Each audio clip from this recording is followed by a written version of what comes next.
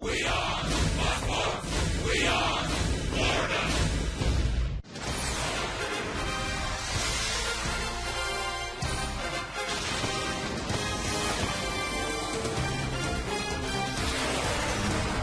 For the final day, the Florida Marlins will play baseball in 2010. Closing day, and the Fish would like to close with their 80th win.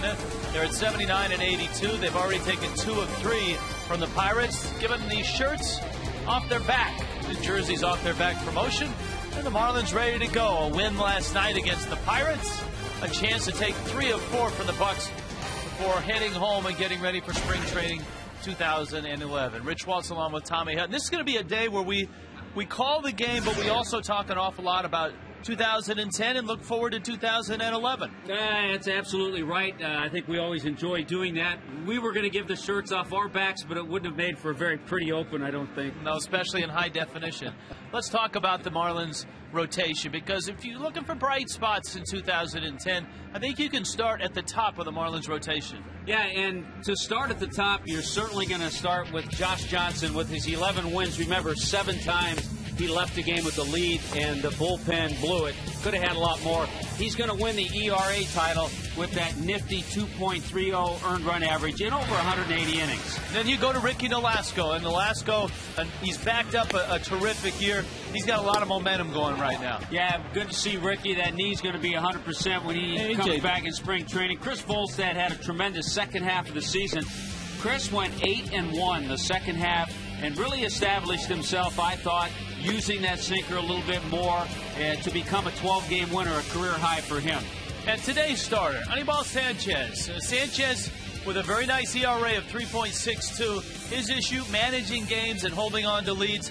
He could finish at 13-12 with a win today. Absolutely. The ERA better than Ricky's and Chris Volstad's, but 12-12, you're right. I think a good way to end the season for Anibal Sanchez would be to get that 13th win. Yeah, and Sanchez is opposed by a lefty. Brian Burris is going to go for the Pittsburgh Pirates. So it's closing day 2010, and coming up, we may head down to the hot tub. That's where Jeff Conine and Craig Minervini are. They'll talk about the surprises for 2010.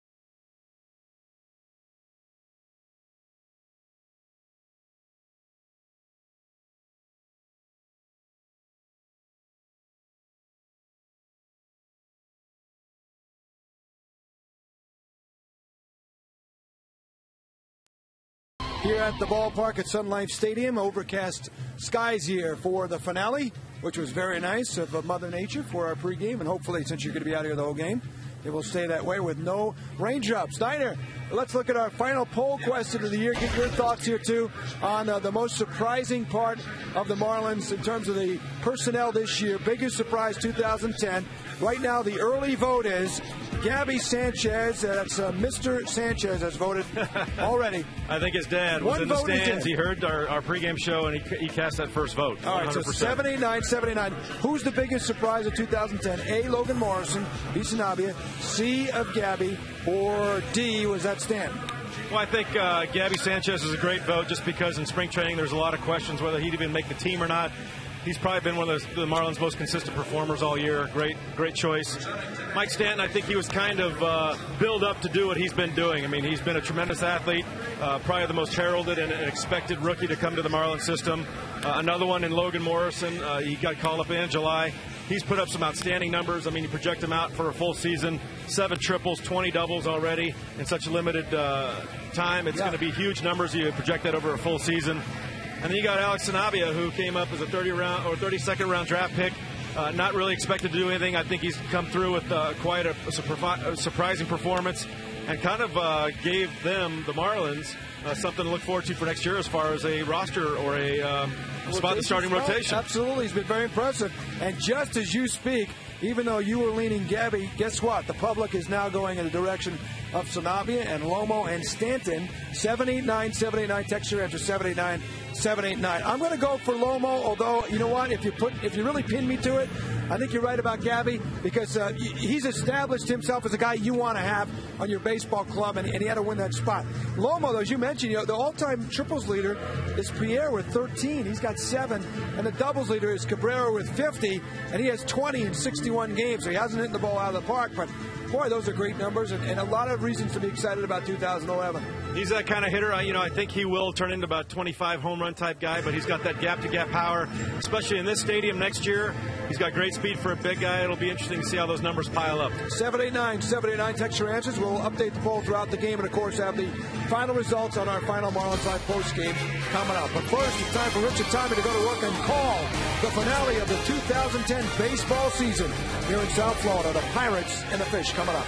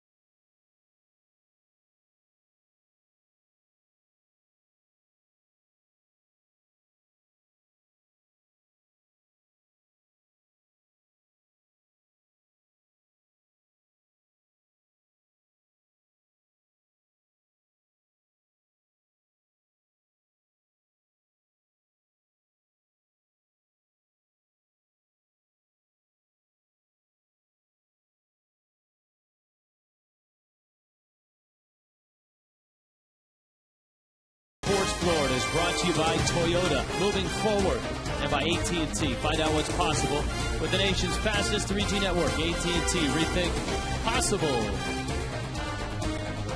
South Florida today, the Marlins and the Pirates finishing off the 2010 season. Here's the Pirates lineup. They come in at 57 and 104. Andrew McCutcheon's in center field. Jose Tabata is in left. Tabata's had a terrific year. He's at 302 going into this ballgame. They'd love to get Neil Walker over 300. That would be a Pirate record for rookies that has been set way back in the 1800s. Garrett Jones, Ryan Domet. Ronnie Cedeno a start. There's been an Andy LaRoche sighting. Jason Jaramillo's catching, and Brian Burris, the lefty, hits 9th. And, Rich, I really do think it'd be a nice ending to the season for Anibal Sanchez to pick up a win. He's had some games where he maybe could have won, where he's pitched well enough to win. Tough loss last time out in Atlanta. He went 6 2/3, gave up 7 hits and just 3 runs, but lost 3-2. Sanchez, a fastball to Andrew McCutchen, is up high. McCutchen following up a very good rookie season with a solid sophomore campaign. And he goes after a fastball and fouls it back. What's the mindset, Tommy, for players on the last day of the season?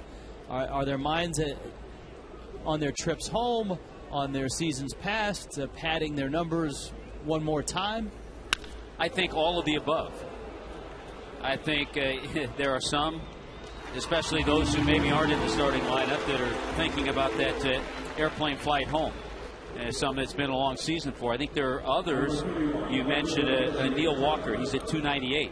He'd love to finish at 300. So he's thinking about that. So individually, there are some thinking about maybe not padding stats, but getting to certain numbers. Jose Tabata trying to remain over 300 for him. Yeah, Tabata and Walker, if they're able to finish over 300, they'd be the first pair of Pirate rookies to do that since late 1800s. You know, another good example, Mike Stanton. Mike's at 259. Doesn't mean a whole lot, but I'm sure he'd like to get to 260. And Mike has 59 RBIs. So 60 is a nice even number. So just little things like that will get you motivated. As you noted for Sanchez, the tipping point of a 500 season is at hand. If he wins this ball game, he's 13-12. If he loses this game, he's 12-13. Sanchez making his 32nd start. 189 innings this year. He has blown past his totals of the last 3 seasons combined. To left, Morrison is there.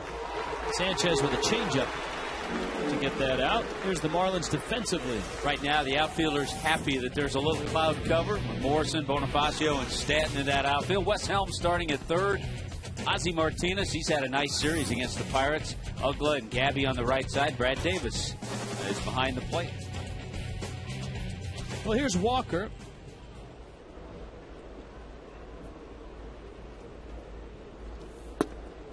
And he takes a strike. 1899 is the last time the 2 rookies for the Pirates were over 300. Jimmy Williams and Ginger Beaumont. Give me those names again. Yeah. Good first inning. Ginger Beaumont would have been proud of that. The Marlins coming up in the bottom of the first against the lefty, Brian Burris.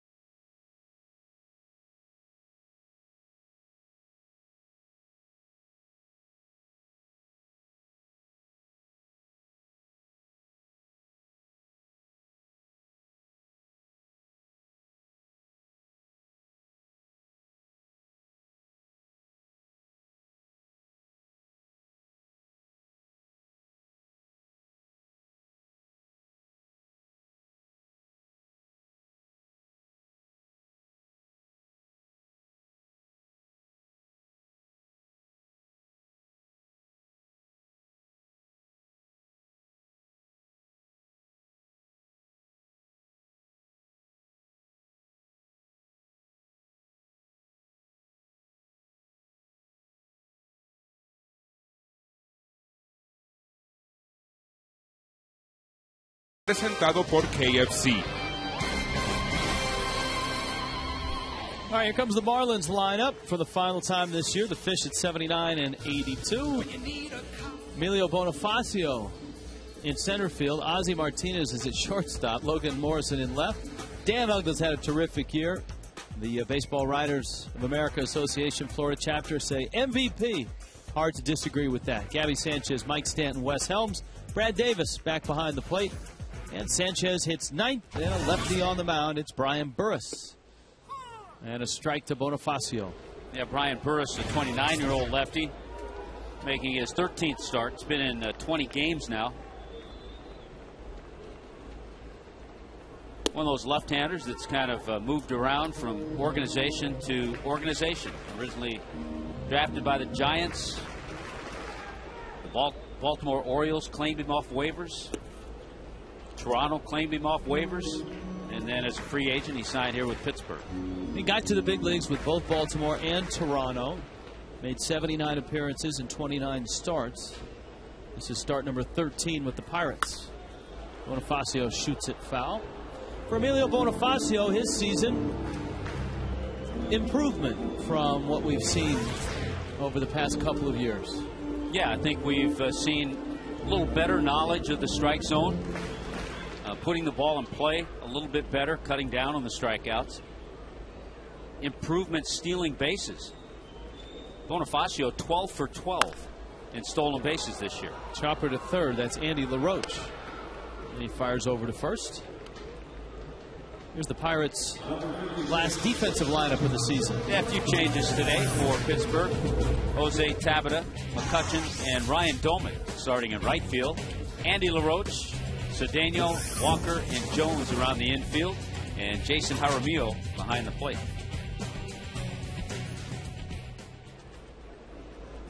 Ozzie Martinez now. 4 hits in this series. Has hit in all 3 games. Ozzie getting the start at shortstop. With Hanley Ramirez being on the shelf for the last two and a half weeks of the season. Ozzie's had a chance to play. He's played well. Hits that ball to right, and it's by the right fielder, Domet. Ozzie's on his way to second. Domet kicks it. Ozzie's on his way to third. And he's got himself 3 bases, whether it's a double and an error or a triple, we'll have to wait. And it's a triple. Yeah, either way you look at it, Ozzie Martinez has made quite a nice statement here toward the end of the season. A 4-game hitting streak now, 6 for 14 in this series, and drives that ball with a little authority to the opposite field. He never really hesitated around the bag, so Domet, who primarily is a catcher, bobbled that one a little bit, but Ozzie gets the triple. And now let's see if Logan Morrison can pick him up. As we talked about in the first 2 games of this series, the field right now is playing incredibly quick.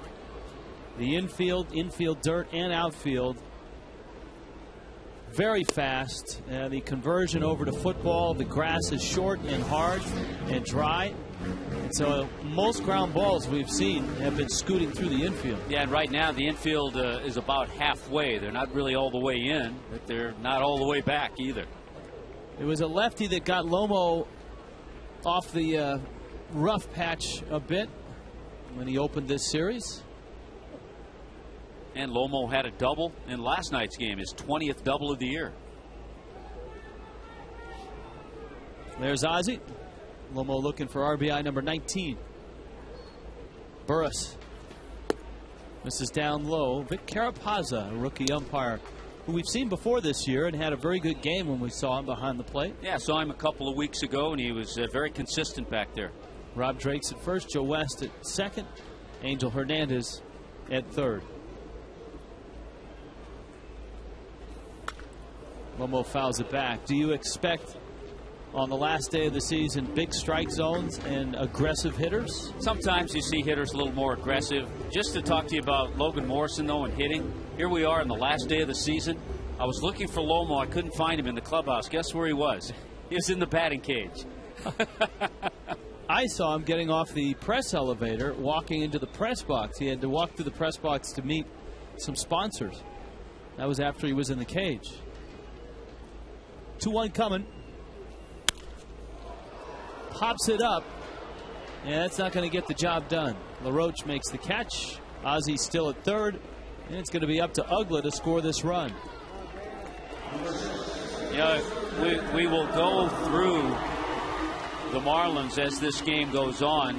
We'll talk about Logan Morrison, but with Dan Uggla stepping up, the big question surrounding Uggs is extended contract, long-term contract. Will he be here next year?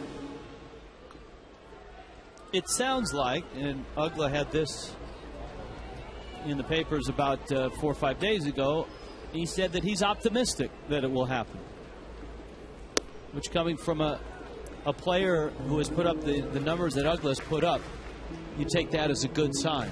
Uggla said, is it going to get done tomorrow? No. He said both sides are talking, and he's optimistic it'll happen. Sitting on a 1-0 pitch. 32 homers, 102 driven in. Curveball's in. Our Toyota trend since 2006, Uggla has played in 96% of the Marlins games. That is 8th in Major League Baseball.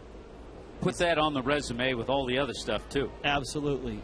Little nicks, aches and pains, don't bother him. He's in the lineup. And you can't say that about a lot of players in the game. There are guys like Uggla and Chase Utley and guys that are in there grinding day in and day out.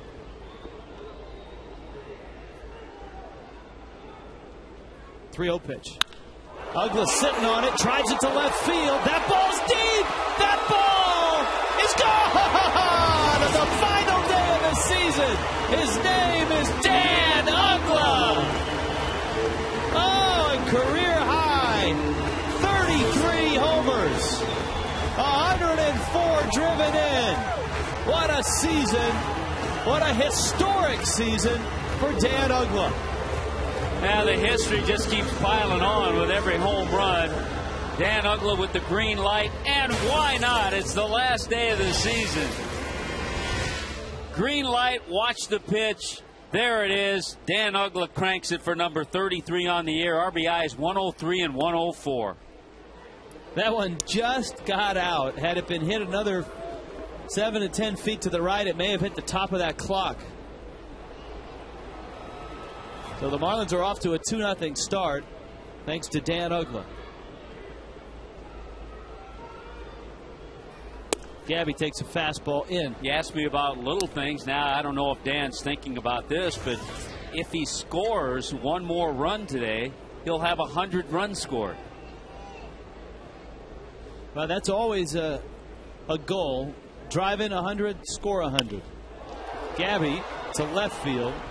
Tabata is there, and he makes the catch. So Dan Uggla lights up the crowd here in South Florida with a 2-run homer.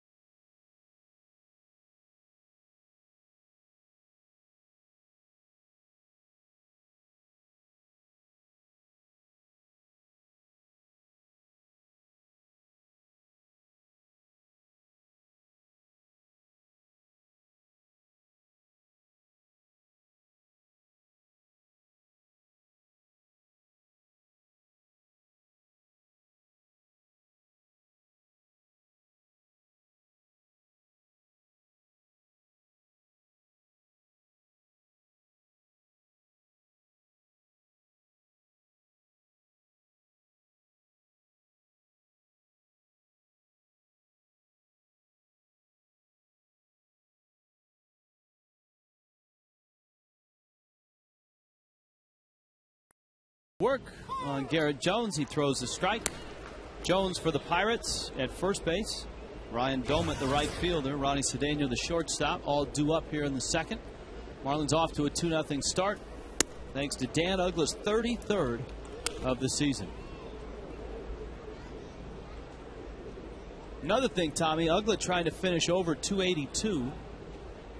He was at 283 before that hit. 282 was his career high in terms of batting average. So he could set a career high in batting average, in home runs, and in RBIs, and that would be, for Uggla, just another feather in his cap. But I will say, and we've talked about it with Dan Uggla, all of those things that we've talked about, they're fun for us to throw out there. He hasn't thought about any of that stuff. He didn't know about 100 runs. There's some players that do, you know, with batting average, with RBIs, with runs scored. I guarantee last day of the season, he's just out there to play like he normally plays. Well, you're right about that. There are players that, as they get to the end of the season, will look to see where their average is. You know, usually it happens on the last day or two of the season. If you're right over 300, oftentimes a manager will sit you down and give you an opportunity to finish the season at 300. Or if you're, as you noted, just one tick below 300, you want to get up there and try to get that hit.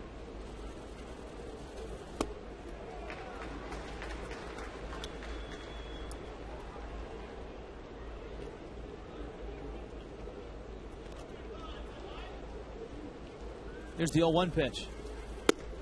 Doman takes inside. Ryan Doman, a nice offensive player. The Pirates have been trying to find a place to play him. Right field, first base.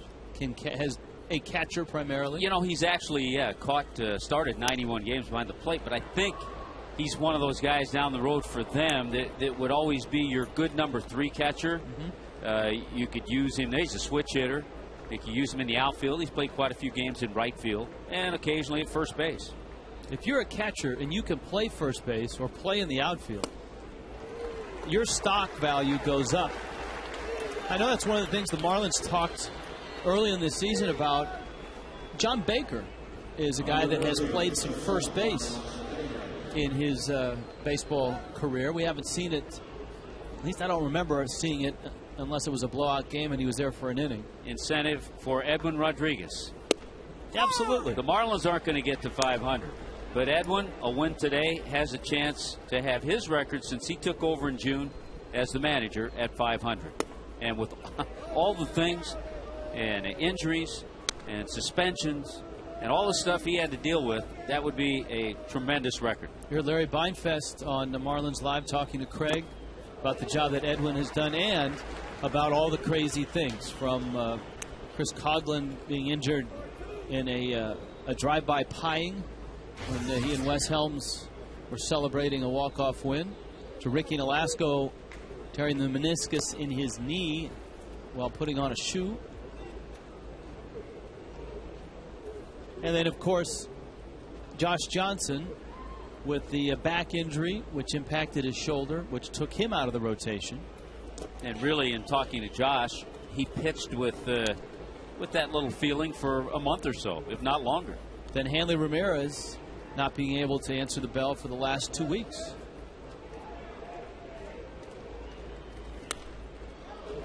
Compounding that, the struggles of the bullpen this year, which has been an ongoing saga for the Fish. And the players that were called up, the Marlins were forced as an organization, to be quite honest, to call up players who weren't ready to be here. And Edwin had to use them in games, out of that bullpen especially. All indications from Larry Beinfest, from Michael Hill, even from David Sampson, is that it will be a busy offseason for the Marlins.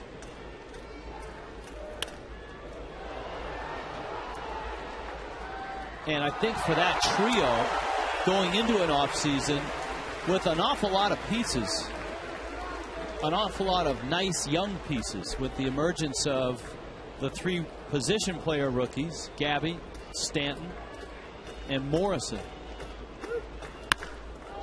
That ball's pretty well hit to left field. Morrison's going to watch it go. That's a blue seater. Ronnie Cedeno's second homer of the series, his 8th of the season. A 3-2 pitch. We've seen Ronnie Cedeno hit a couple of long home runs. The other one was to straightaway center field. And it's something that Anibal Sanchez has done extremely well this year. That's only the 10th home run that he's allowed this year. Of course, his last start, one of the more dramatic home runs he gave up, Eric Hinsky's 2-run pinch hit homer, which was the difference in a 3-2 loss to the Braves. You think about where the Braves would be had the Marlins been able to win one of those close games in Atlanta, especially the Sanchez start. The Braves would be a game back in the wild card going into this final day. Well, I know we'll have a chance. And certainly with 2 out, we don't have time to go through all the scenarios in the National League of what could happen today. LaRoche chops one out towards Ozzie. We shall do that when we return at a leisurely pace.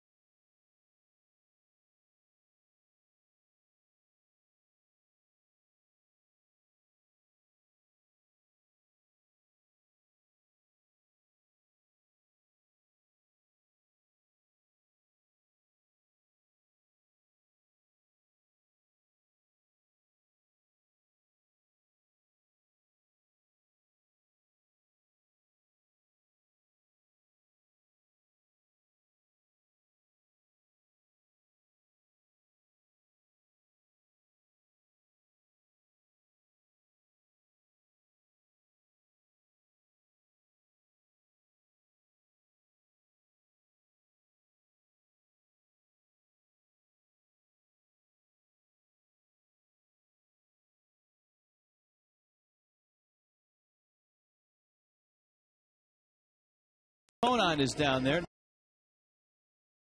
Out here with the after-school All-Stars. They're out here in the hot tub area this afternoon. We're going to watch the game from out here, maybe do a few demos for Kids Sunday on some of the plays you might see happening during the game today. So another unique perspective. Usually I'm behind home plate and I see the pitches come in that way, but out here you kind of see more of a defensive package. So we might concentrate on that.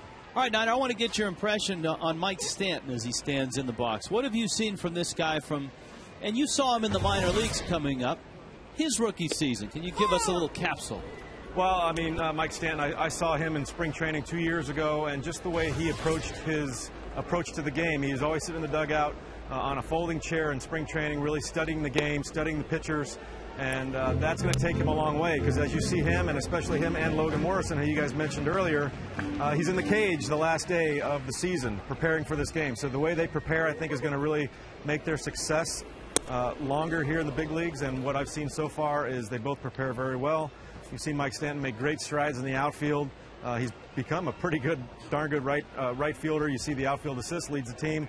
Logan Morrison, although had a few glitches early on, I think he's going to do very well in the outfield as well. So you put these guys on the field for a full season next year, you're going to see big numbers.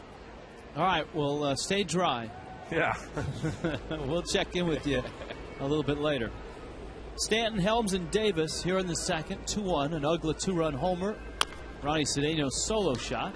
I think just to add to what Niner was talking about, you have two guys in Morrison and Stanton that are obviously gifted in talent, but they also have that other intangible. They have the work ethic. They know what they need to do to prepare and get themselves ready to play and to become better.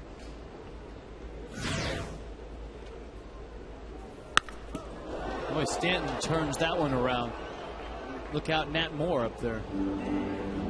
It counts 2-2. I think the other thing that has been impressive about Gabby, Stanton, and Morrison, And I think especially Stanton, because he's probably the most heralded rookie to come through the Marlins system since, Miguel Cabrera? Because we heard about him and saw him and were talking about him when he was 18. Maybe even more than Miguel Cabrera with all that was written and said about him. Stanton drives that ball out to center field, and McCutchen is there. There was no sense of entitlement when Stanton stepped in a big league clubhouse. It wasn't, I'm Mike Stanton, get out of my way. It was a humble rookie, as Niner pointed out, a guy with a tremendous work ethic and with his eyes wide open, ready to learn. And as you have pointed out many times this year, the best quote came from his AA manager, who said that, having watched Mike, if he makes a mistake, he will not make it twice. Well, he got everybody's attention. Stanton did in low A in Greensboro when he hit 39 home runs.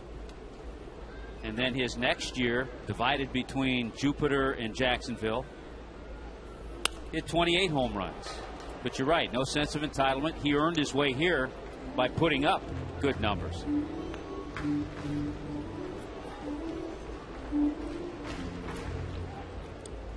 Three pretty good rookies right there. You include Ozzie in that mix. He's proven an awful lot in a short stay here in the big leagues. Helms turns on one and fouls it off. And I'll have to admit, it slips my mind every once in a while, even though we've talked about him all year. We forget about Gabby Sanchez because he almost appears to be a veteran. Plays like a veteran. He's a veteran rookie. Yeah. Burris misses down low. 2-2 to Wes Helms.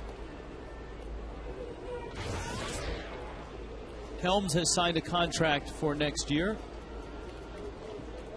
So Wes will be around another season, and he has said that it might be his final season as a player, that he would like to get into coaching, managing, and stay in the game. Bobby Cox, when we were in Atlanta, talked about Helms and what a terrific baseball man he will make in whatever capacity he chooses. 2-2, chopper over the middle, cutting it off is Cedeno, and he throws Helms out. All right, give us now the scenarios, Tommy Hutton, that baseball is faced with today. Well, right now, as you see it, San Diego and Atlanta are tied. If by chance the Padres win today and Atlanta loses, San Diego wins the West and the Giants get the wild card. If Atlanta, this is an interesting scenario, if Atlanta were to lose their game today against Philadelphia, Davis with a roller. They could both be celebrating on the West Coast, San Francisco and San Diego. Yeah, they both would be in, huh? All right. We'll discuss more when we return. 2-1 Fish.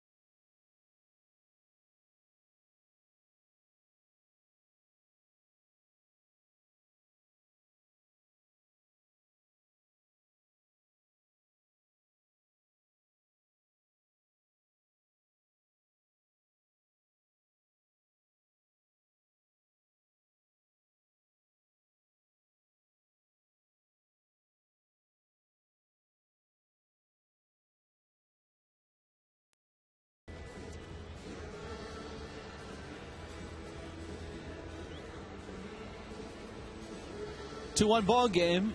Third inning rolls around. Marlins on top. Anibal Sanchez looking for win number 13. Marlins trying to close out with win number 80. No chance for a winning season at this point. But 80 and 82 sounds an awful lot better than 79 and 83. Yeah, for some reason it does. You're absolutely right. Now the Pirates have had a couple different jerseys on coming to the plate. This one says Pittsburgh on it. Was it Ronnie Cedeno's jersey that had the Spanish, is it Piratas? You're more observant than me because I didn't see that. I was watching his blue seat home run. Here's the 1-1. There's a pop-up, and Gabby makes the catch. Now, Rich, to get to some of those scenarios of the wild card and all that stuff, to me, this is the best one. If the Padres win, if they beat the Giants today, and the Braves win, then San Diego, San Francisco, and Atlanta all have the same record. They'll finish with a record of 91 and 71. Now, what would happen? The Giants and the Padres would play a game in San Diego for the West title. The loser of that game would travel to Atlanta to then play for the wild card winner. And San Diego would get that home game because they have a better record against the Giants. And if Atlanta loses and San Diego were to beat San Francisco, San Diego would be the division winner and the Giants would be the wild card winner because of head-to-head. Yeah, it's incredible. It's a little easier in the American League East. The Rays and the Yankees go into play tied with the same record. There's the jersey you were talking about. Piratas. So Tampa Bay and the Yankees have the same record going into play today. They're just in, but they don't play each other. The Yankees are playing the Red Sox, and Tampa Bay is playing in Kansas City. So basically, they're playing as to who wins the East and who's the wild card. If it ends in a tie, Tampa Bay has a better record during the season against the Yankees, so they'll have the East title. So Andrew McCutchen has got Pittsburgh on. You saw the Piratas on the jersey of Ronnie Cedeno. It's not as bad as Lorenzo Cain of the Brewers yesterday, who came running out for the starting lineups in the road navy blue jerseys, and his teammates were all wearing the road grays. It was a pretty funny scene. You think that might have been a practical joke somewhere? I think so, for the rookie. Send him out there in the wrong jersey. Andrew McCutchen goes down swinging. A nice inning by Sanchi.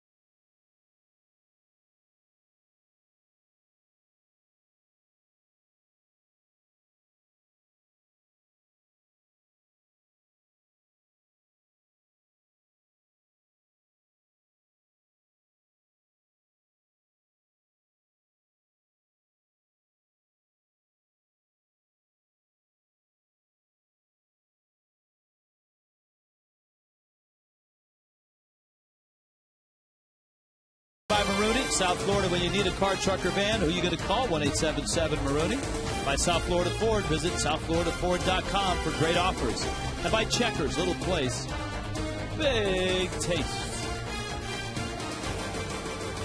Lunchtime at the ballpark. Marlins up 2-1. Anibal Sanchez takes a fastball from Brian Burris. And it's 0-1. The lefty Burris gave up the triple to Ozzie Martinez and the 2-run homer to Dan Uggla in the first. And that's it. It's not quite it, Rich, because we haven't gone through all the scenarios.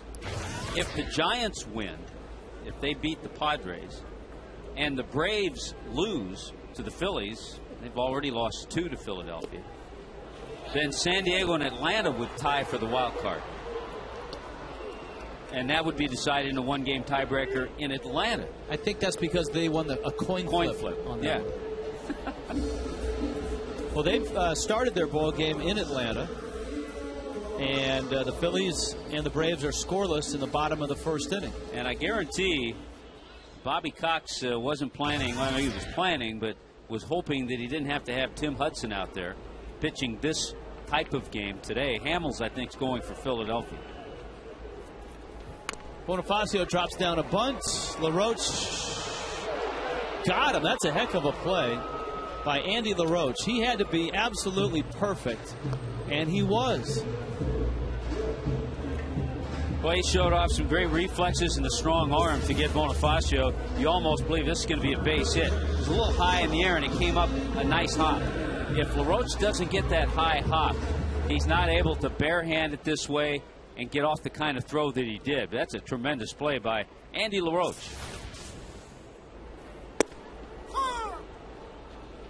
Here's Ozzie. He tripled to right center back in the first. So he finishes his season with a 4-game hit streak. Taps that one into left field. And Jose Tabata is there to make the catch. Burris goes 1-2-3 through the fish in the third.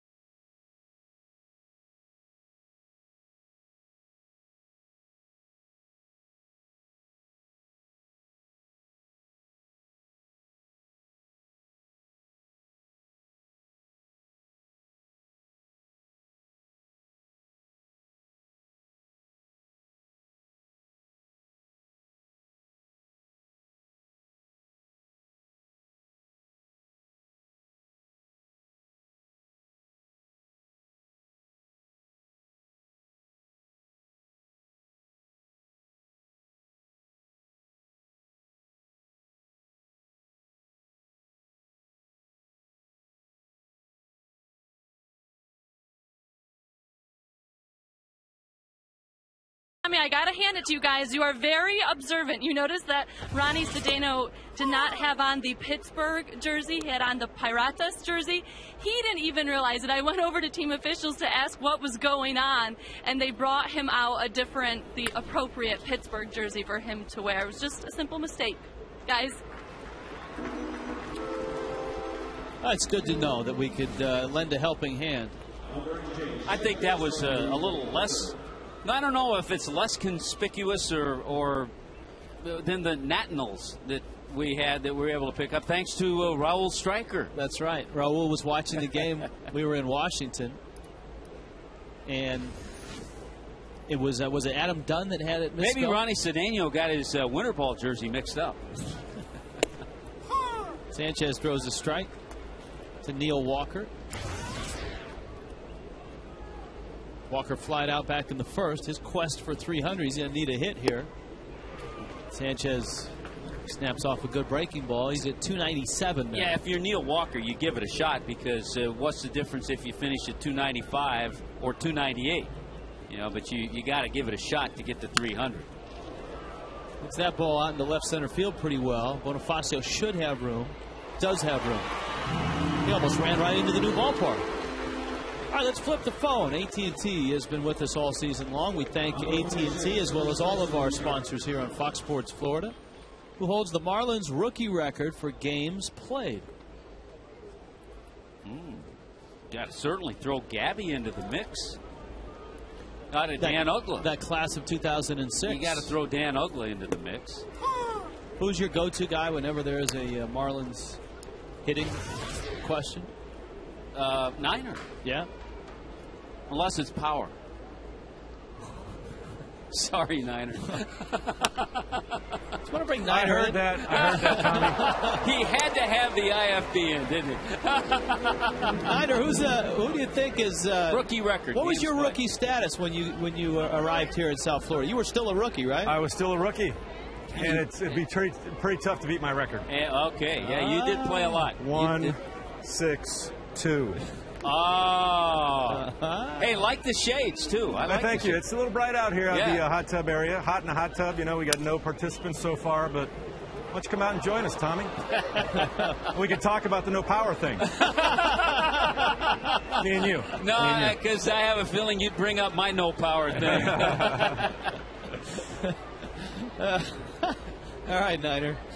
We'll check back with you. I forgot to bring my Speedo, too. That's a good thing. Garrett Jones, that's some double there. That little jam shot that he dumps down the third baseline. And so a two-out double by Jones. And Ryan Domit is up.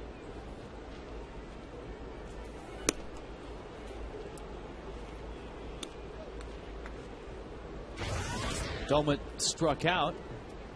Actually, I do have a question for Niner. Thinking about his career, and I think sometimes it's forgotten with players. Probably was. Were you ever on the DL, Niner? I was on the DL twice. Yeah, not much. I was going to say not much. Yeah. Early or late in your career? Late. I blew out a hamstring. Well, kind of midway. Blew out a hamstring, I think, in 2001. Missed a bunch of games there, and once in when I was with the Royals. Wes Helms! Lay it out, Wes! He makes the catch and finishes the inning.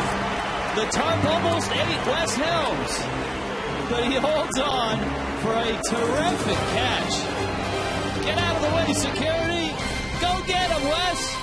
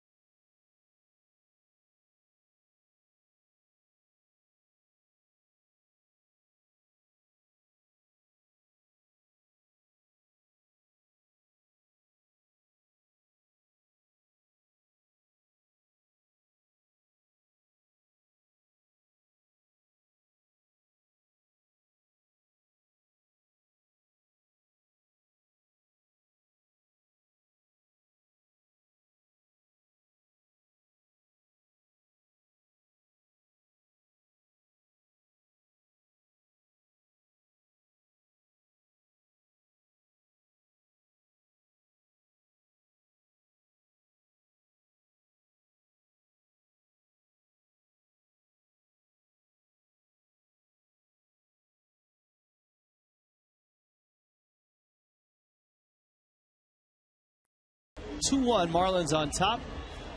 Let's flip the phone, our AT&T. There he is, Niner. He is the man, the myth, the legend. 162 in 1993. Niner, did you ever play in a play-in game, that extra game? No, never did. Yeah. Remember watching after the monumental collapse we had in New York in 2007. I was part of that. That was fun. But we saw the Colorado Padres playoff game. It's one of the best games I think I've ever seen. But I'm looking forward to a Braves victory and a Padres victory today, so we get 2 extra playoff games. Okay, I got a good one. Out of those 162, this is something people don't realize all that much. Out of the 162, how many of those did you play absolutely to 100% healthy? Probably the first 10 or so, and the next 152 is a struggle. You know, you go out there with something nagging you every single day. That's what makes the baseball season so difficult. That's what, and Niner, we were talking about Dan Uggla and what he's been able to accomplish. And we showed that stat that Uggla has played in just an incredibly high percentage of games since he slipped on a Marlins uniform. That's I mean, all the home runs and RBIs and all that, that's nice. But just the fact that he shows up every day and no matter what hurts, he's in the lineup. That's pretty incredible. That is incredible. And you know what? That goes throughout the entire team, and they see their star player going out there playing as hard as he does every day, sacrificing his body. They know he's got stuff that's bothering him, but he still tries that hard. I mean, that rubs off on everyone. All right, Niner, good stuff. Logan Morrison takes a called third strike. Down he goes. And here comes Uggla, who's the difference in the game for the Fish right now. A 2-run homer back in the first. You talked about different players thinking about individual goals at the end of the season. It was a tough finish for Ubaldo Jimenez of the Rockies yesterday, who was trying to win his 20th game. He's had a few shots at it. He's been stuck on 19 for a while. He went 8 shutout innings, gave up just 3 hits and had 10 strikeouts in St. Louis to leave with a no decision. The Cardinals finally won that game in the 11th inning, 1-0. One guy we haven't talked about on the show yet in terms of personal numbers, that's Josh Johnson, who is going to lead the National League in ERA, the second Marlin to ever do it. JJ a 2.30 ERA. Kevin Brown the first to do it.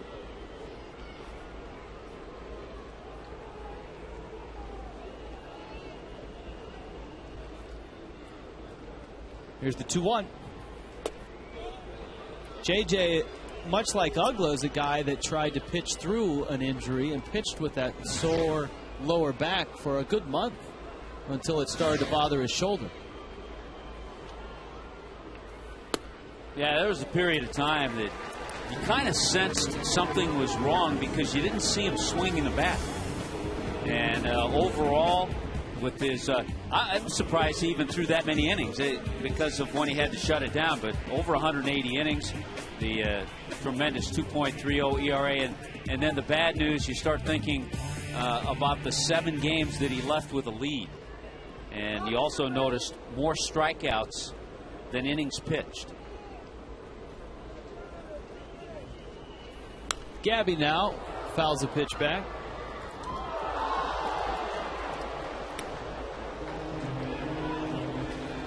JJ made 28 starts.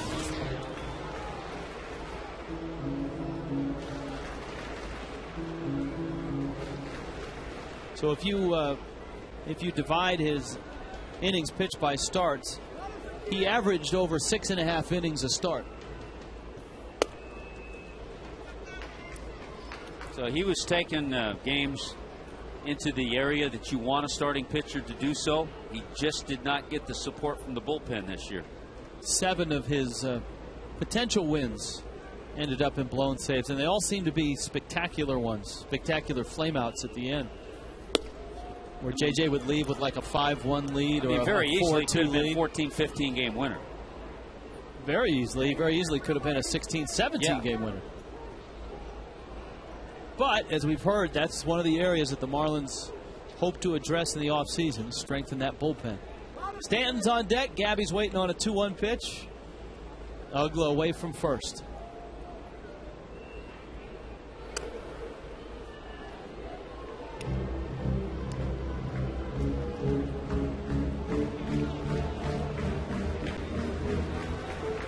Gabby would love to knock one out of the park. because he's sitting on 19 homers. 20 is a nice round number.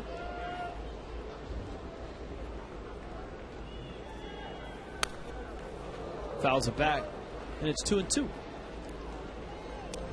We talk about Logan Morrison and how many people say the power is going to come the more experience he gets at the big league level. How about Gabby?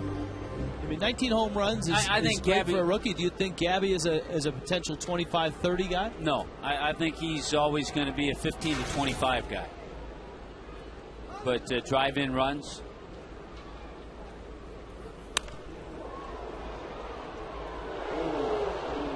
Hit doubles. That's 37 doubles this year.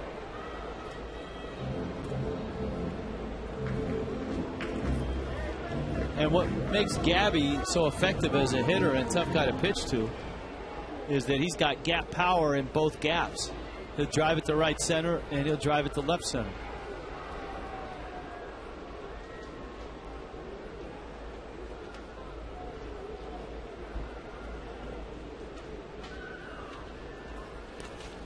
Ball in the dirt, and it gets to the screen. When you start projecting 2012 and the Marlins in their new ballpark, what type of hitters, what type of offense do you want? It's essentially going to be a pitcher's park. The gaps are going to be big, just like this ballpark. So guys like Morrison, guys like Gabby are perfect guys to have in your lineup. Stanton, it doesn't matter how big the park is. Doesn't matter. They used to say a guy like Stanton could hit him out of Yellowstone Park.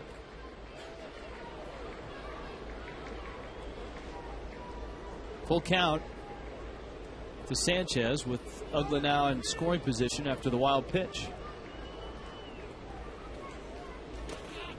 And Gabby takes down low. I'll tell you another funny scene in the clubhouse today that you don't see that often. Last day of the season, a little different on the road than when you're at home. A lot of times the season will end and maybe during the next week or the next day, guys will trickle in and clean up their locker and stuff. Well, there was a big sign that everything had to be cleaned up because you couldn't come in tomorrow because of the Monday night football game. And so there were boxes, bags galore in the clubhouse, and guys packing things up and making sure they got everything out of there today.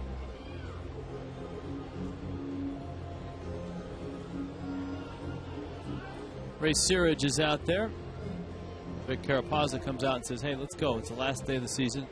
Umpires have flights to catch, too. Of course, the umpires, I'm sure, have been notified which guys are going on to the postseason to work the division series, the league championship series, and then the World Series. It all gets underway on Wednesday, and all the division series games will be on TBS. So good luck to TBS. A lot of compelling stories in the postseason in 2010.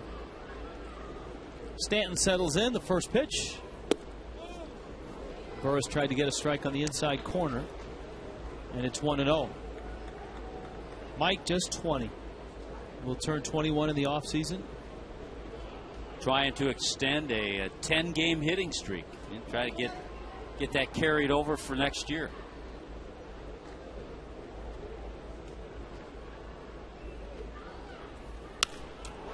Breaking ball hits it high in the air to right field. Uggla is going to tag. Domit makes the catch. He's a catcher, so he's got a good arm, and you see the throw is cut. Uggla holds it second. It's a good approach. I like the way Mike kind of stayed back on that breaking ball. He just got under it a little bit. He didn't try to pull it. And I think one thing we'll see in him, we've seen a few home runs to right field, but I think as we see him progress as a hitter, we'll probably see more home runs to right field because he certainly has the power. So you watch that swing and watch that, and it looks like just a pop-up to second base. But it ends up in medium depth right field. Yeah. You see him hit balls like that in batting practice, and you think he popped them up, and then you look and they go out. Helms now bounced to short his first time up. Burris says, need another primer on the signs. Jaramillo is out there. See, I know baseball is trying to speed up games. But I would like to see a limit on the number of times a catcher can go out and talk to a pitcher. In an inning, yeah. And I think sometimes it gets totally outrageous in the postseason. Would you do it one per inning, one per batter, maybe twice an inning? Twice would be tops. I mean, personally, I would say once, but twice would be absolutely tops.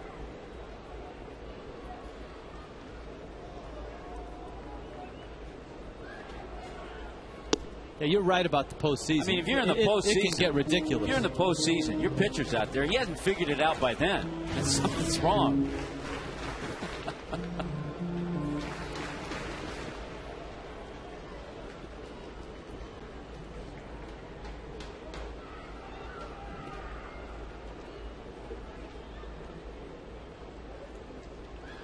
One-0. Got inside on Helms, and he sends LaRoche over towards the tarp, and it lands up in the seats. I'll say one thing, Burris has certainly slowed down the pace ever since he got into a little trouble and got some men on base. So far, Tim Hudson and Cole Hamels are throwing zeros at each other. Top of the third, Phillies and Braves are scoreless. And think the Padres and Giants have that game on their clubhouse out there in San Francisco? Nobody has a hit.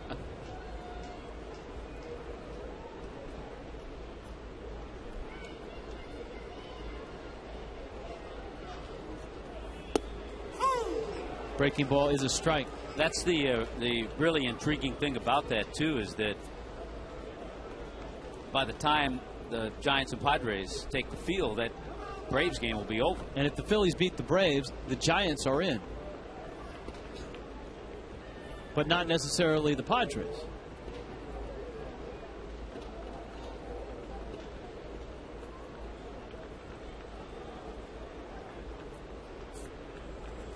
Am I right on that? Now, there's one scenario where both the Giants and Padres could celebrate.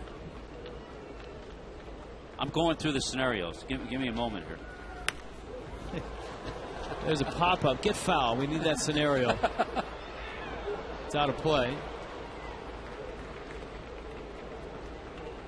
If the Braves lose, the Giants are a game ahead of the Braves in the standings, right? If the Braves lose, they'll be 90 and 72. And the Giants... San Diego would have to win, because if San Diego loses, they'll be 90 and 72. Right. They'd have to play the Braves for the wild card. Right. So, back to the original point, if the Phillies win that game, the Giants are in. The Giants are in, yes. And then the Padres would have to beat the Giants to get themselves in. Then they would be playing for the West Championship. Yes, if they would. The Padres beat the Giants because of their record, the Padres, which means a lot, I think, in postseason. Well, it's home field. Home field. You get home field that first postseason series, and you don't have to face the Phillies. The wild card team draws the Phillies if it comes out of the West. If it's not the Braves. Helms punches that one. We're gonna give you a test later.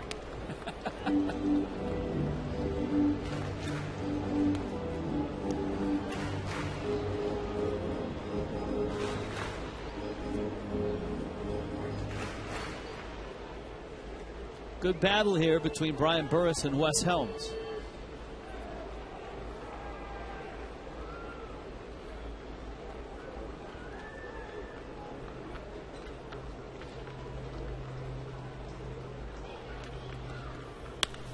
Helms to left field. That ball's pretty well hit. Tabata back, shy of the wall, makes the catch. Marlins leave a couple. It's still 2-1 here in South Florida.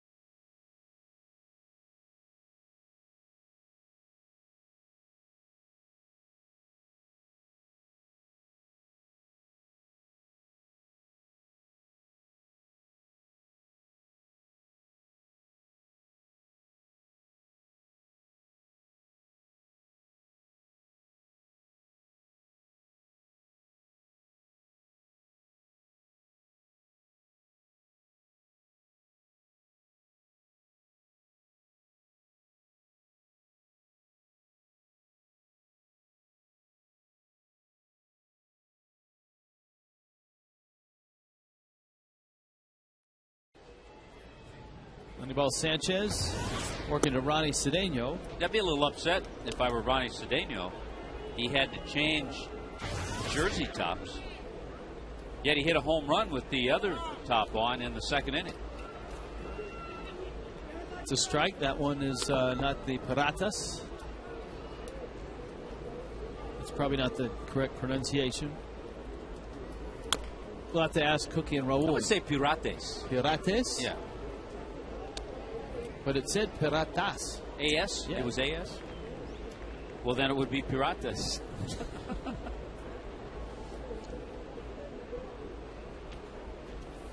Sanchez with a good fastball that's fouled back.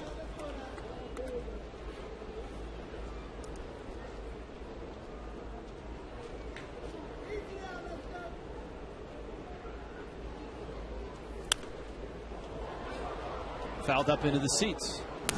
Look at this. Philadelphia has a two-run pinch hit home run from John Mayberry. So he pinch hit for Hamels, who only pitched 3 innings. 2 innings. 2 innings, 30 pitches. Wow. You know who's warming up, though? Roy Oswalt. So Charlie Manuel's going to use this last game to get all his starters primed for the postseason. Oswalt's coming in. And it's 2-0 Philadelphia. I'll tell you what, if the Phillies win that game today, they will be the one team going into postseason with everything clicking. Yeah, I would agree. Struck him out. Good running fastball from Anibal, and he strikes out Cedeno. Anibal Sanchez has the pitch count down. He's been very efficient. He has not walked a batter.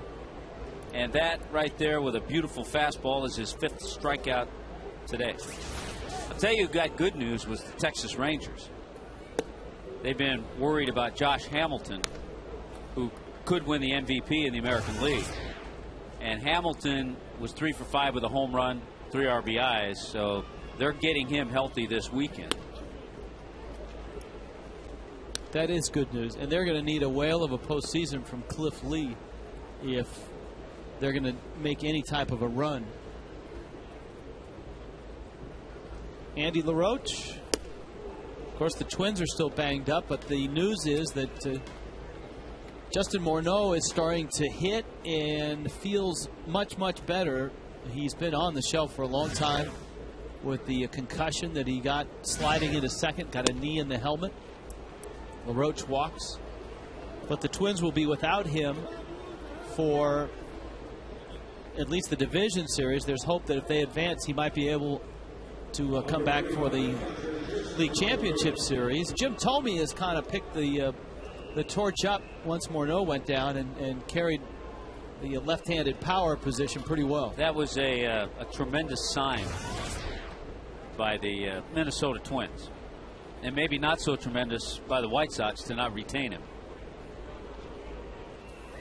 Liner, wow. That one almost got Sanchez. His hat came flying off. And the Pirates have runners at the corners. It's going to be a base hit for LaRoche. And I think an error on Emilio Bonifacio. Look out. Wow. Yeah, LaRoche would not have gotten to third if Bonifacio had not bobbled that ball. But thank goodness all is well, because that ball went right over the head of Anibal Sanchez. So Jason Jaramillo with a line drive single. Brian Burris, the pitcher, comes up. There's 1 out here in the 5th.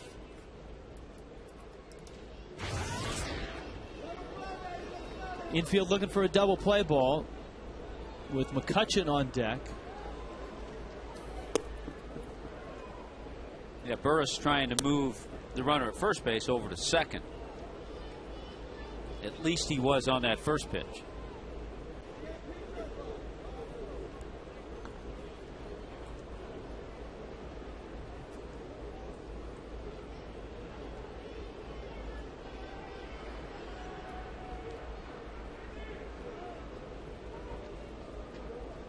Sanchez ready. Here comes the 1-0. He fouls it back. ball and a strike. A little later on in the show, Tommy will have his picks for MVP, Cy Young, Rookie of the Year, Manager of the Year in the National League. We may throw some American League picks in Will we there. have your picks for those? I was not consulted, but I'll lob it. You can throw those in. No, and we'll throw the American League stuff in for a bonus. And with good reason. Fans want the expert analyst's opinion. The schleppy play-by-play guy, his opinion, not so much. Rich, your opinion is always well respected. Yeah, right. That's strike 3. That's my opinion. Oh, no, strike 2. See? Schleppy play-by-play guy. There you go. So it's 1-2. Not a lot of speed at first with Jaramillo. You've got LaRoche standing at third. Pulls it back and fouls it back, and it's 1-2. Just keeping my eye as well on that Braves-Phillies game. And it is Oswalt who has come in to pitch in the bottom of the third. Tim Hudson has gone 3 innings. He's given up 1 hit, and that was the Mayberry pinch hit 2-run homer.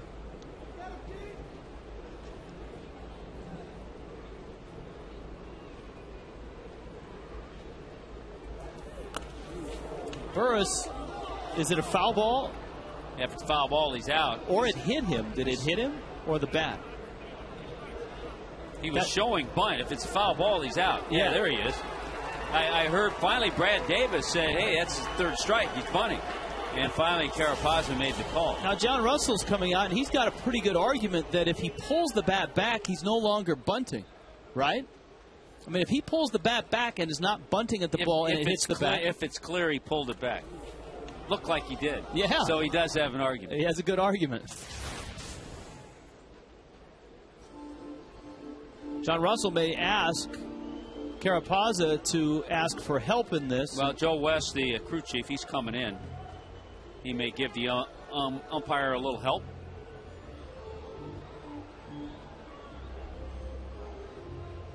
And finally, Joe has reached the site.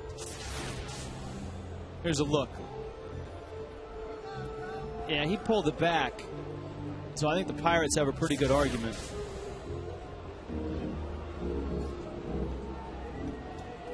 Niner, what do you think?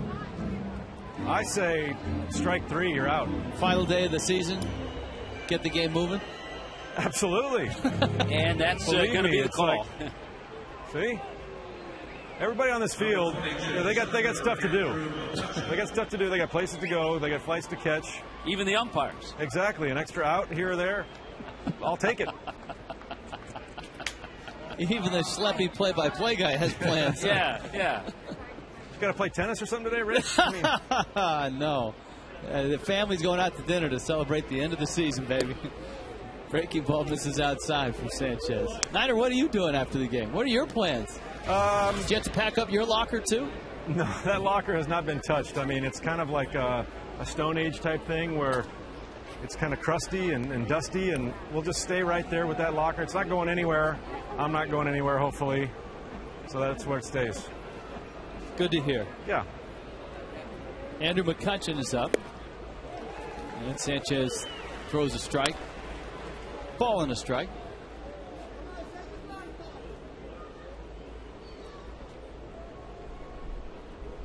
McCutchen has flied out and struck out. Sanchez trying to wiggle out of this 1st and 3rd spot. Another strike, 1-2. Thing that's been impressive about Sanchez all year, he still has that velocity in his last start here of the season. 93-94 today.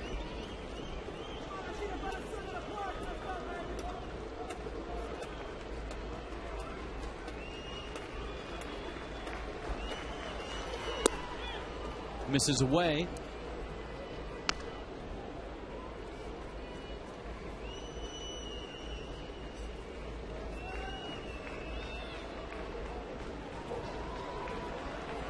Two coming. Little tapper. This might be trouble. Ozzie charging, throwing. He's safe. Game's tied. McCutchen really can fly, and he was leaning out over the plate when it left his bat. So he had a good start out of the box. And there was no play at second base. Watch how he's leaning. That helps him get out of the box so fast. The only shot is for Ozzie to go to first and did everything he could, but McCutchen just beat it out. Here is Tabata now, and the Pirates have their second run, a 2-2 game. And remember, LaRoche got over to third on the error by Bonifacio. If he's at second base, he doesn't score on an infield base hit. Good point.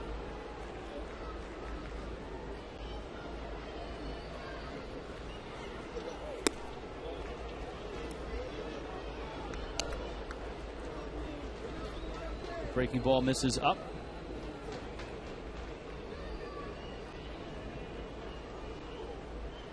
Got great speed with the trail runner in McCutchen. Jaramillo, the catcher, is at second.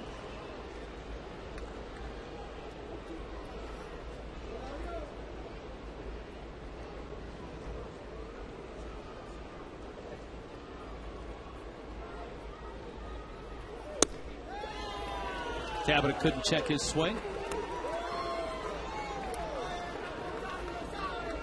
1-2.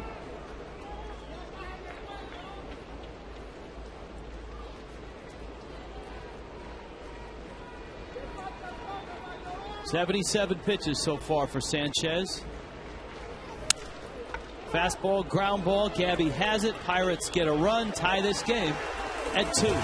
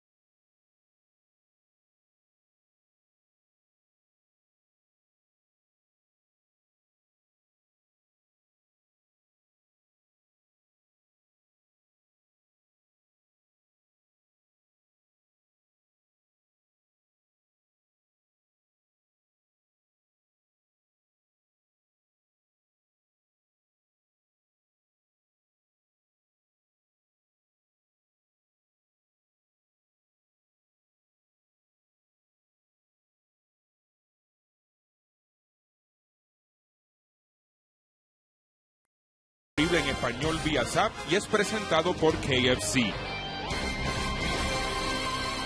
Live Stadium, borrón y cuenta nueva. Our final visit with Cookie and Raul. What's up, guys? Tommy and Richie, how are you? Hey, good, guys. Good to see you. Hey, we had a pronunciation question because Ronnie Cedeno had the wrong jersey on for the first couple innings.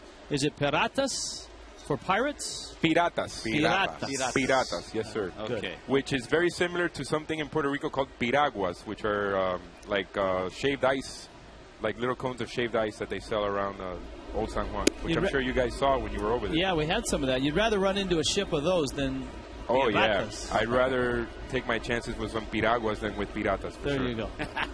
Unless you find the gold. Exactly.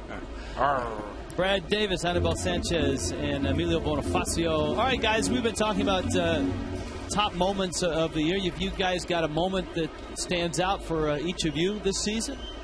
I would have to say, unfortunately, it's that whole incident with the Niger Morgan. It was just an exciting thing to see. It wasn't necessarily the nicest thing to see, but it was good to see the guys as a team stick up for one another. So in that regard, I would call that out as my unforgettable moment.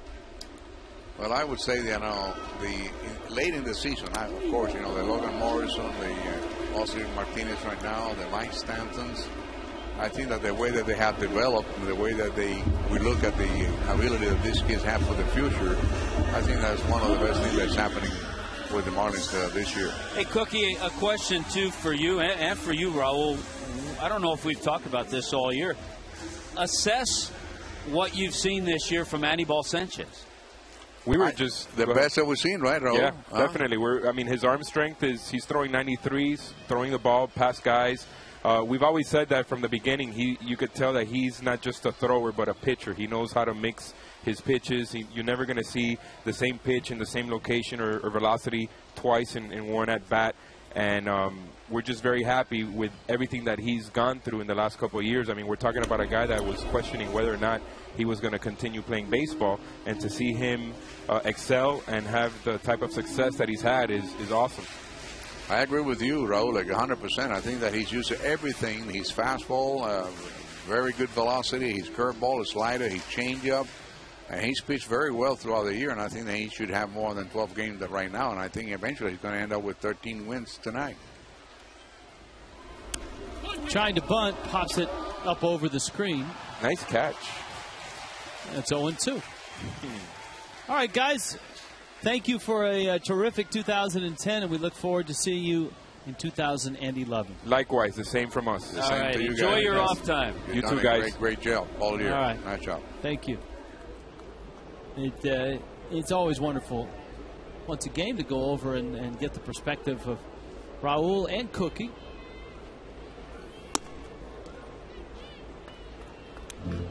Especially Cookie, a guy that had a terrific... all of his experience in baseball. Terrific career as a player and a successful run as a coach as well.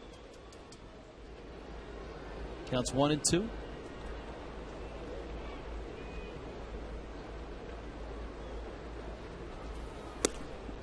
Breaking ball. Burris thought he had a strike.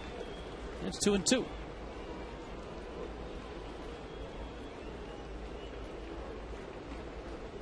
Jason Hayward has tripled in a run as they go to the fourth in Atlanta. 2-1 Phillies. And now it's Oswalt against Hudson, who's into his fourth inning of work. That's strike three call.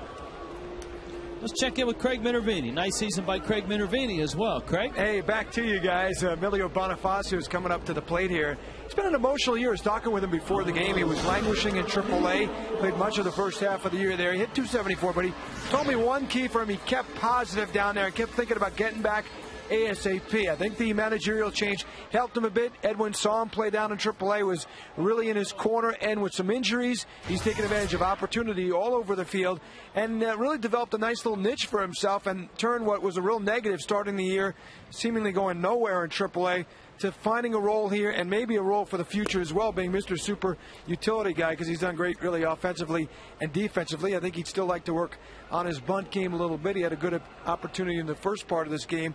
But I think it's been a nice year for Emilio, and he told me he's going to be playing once again for the Tigers of Licey.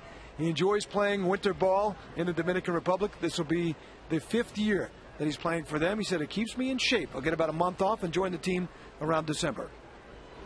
Yeah, you're right, Craig. For Bonifacio, if he can build upon the improvements he's made, and a lot of the stuff that he's worked on with John Maley, laying off the high pitch has been an improvement. If he can keep that in his arsenal and take a few more steps forward, he could have a nice career in the big leagues. To right, Doman is there. By the way, John Maley saw him in the coach's locker room. Good to see him. Had some complications after that bicep surgery, but it was great to see him. By the way, when Bonifacio's in winter ball, he plays right field, usually for Licey. Here comes Ozzie. He's tripled and flied out. The only 2 hits the Marlins have came in that first inning. The Ozzie triple and the Dan Uggla home run. Davis is at first. Burris to the plate. Look out. Everybody okay?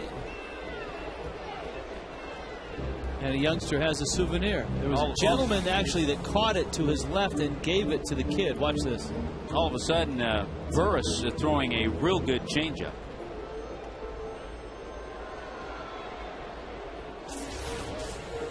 Hopefully everybody's okay.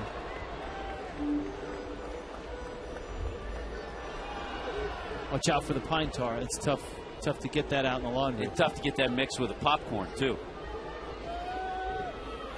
You can get more popcorn on your hand, though.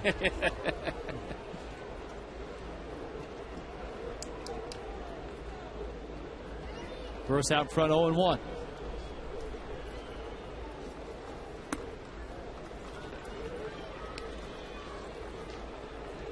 Yeah, that first inning didn't look like Burris had found the changeup. The last couple of innings, he's thrown some pretty good changeups.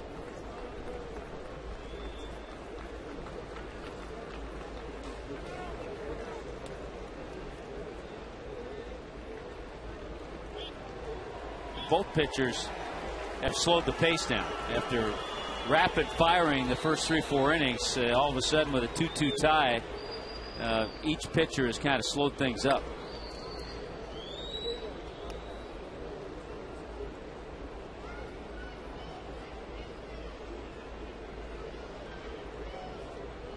Not quite like the day-night doubleheader the Red Sox and Yankees had last night. That's just got to be an eternal grind. Yeah, each game was extra innings. One game was 4 hours long, and one game was 4 hours and 16 minutes long. It was a 4 o'clock start and a 9 o'clock start. Yeah, but I think the 9 o'clock, the intention of the 9 o'clock was a little later than that because of the first game, the length of the first game. Davis is back under the throw. Because in day and night they had to clear out the ballpark. Yeah.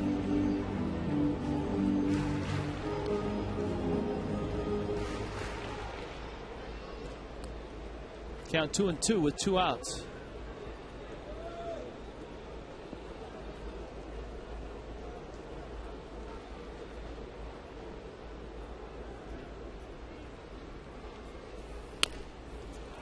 Tapper.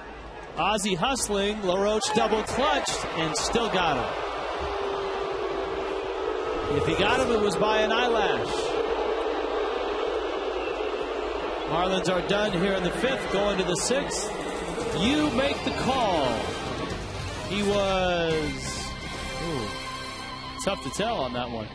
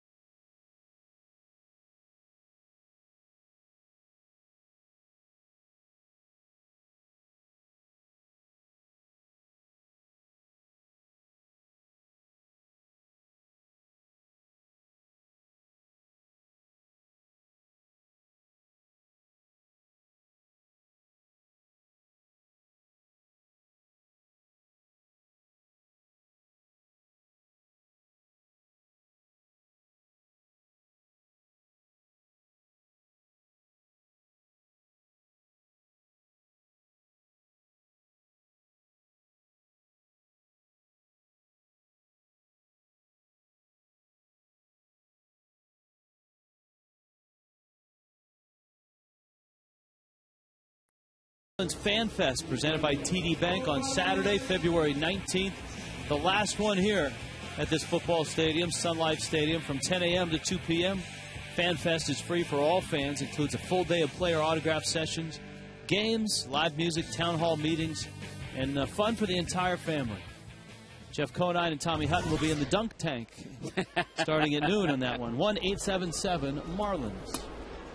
And then after that, FanFest at the new ballpark Yeah, I talked to David Sampson. We got about that answer, didn't we? Yeah, he said he thinks, obviously everything has to stay on schedule. There can't be any hiccups.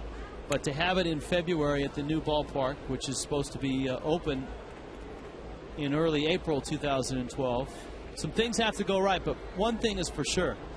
He said that FanFest 2012 will not be at this facility. Niner? Indeed. What's going on down there?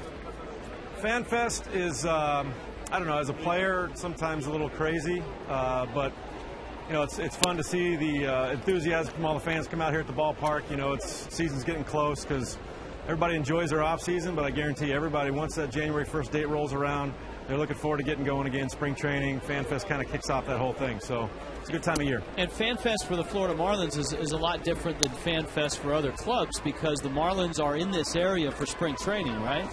Yeah, I mean, it's kind of unique. We used to actually do a caravan when I was first with the Marlins. We'd start up in like Jacksonville and then hit cities all the way down for like 8 days. We'd hit a different city each day: Jacksonville, Daytona, Orlando. What was your favorite stop on the caravan? Was there one city that you looked forward to? Daytona was always fun because we got to go over the speedway and watch the practices and stuff like that. And the folks in Daytona are actually huge Marlins fans. We go to the mall there and we'd sign autographs for like 4 straight hours because it was out the door. Oh, wow. That's good stuff. Yeah, it was fun. It was fun. Tommy, we ought to go up to Daytona. Just tell them who you are, and we'll get out on the track. You know, maybe they'll loan us a car. Have Tommy bring his Speedo. There's some good swimming up there. Yeah, okay, great. I'll do that. Nice beaches up right around spring. It's right around spring break. It's not what it used to be, but Tommy, I think you can still make an impact there. You're right. It isn't what it used to be. There is someone in the ballpark blowing a whistle right now. That would be DJ Petey, number 23. Is he actually blowing a whistle? He is actually blowing a whistle. Stay away from DJ Petey, which. See, one of these days we're going to go down there, and it will be DJ Niner. I don't think that'll happen. Come on, you could. See, there he is. I'll be spinning a lot of 80s tunes down here. All you got to do is put one hand to your ear and then put the other hand in front of you and kind of, wiggle it around. And then put my mouth over the microphone and just kind of... Hey, I got it down. I've been watching. All right. This show is deteriorating rapidly, isn't it? Hey, let's focus. It's a 2-2 game. Let's focus. You're right. It is a lot like the last day of school. Neil Walker's at first. 1-1 coming.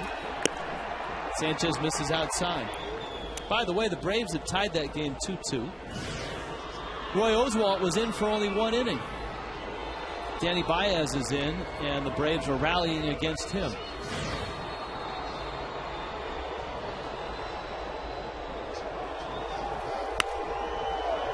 That one line foul. The attendance, 30,135. Good turnout here for the last day of the season.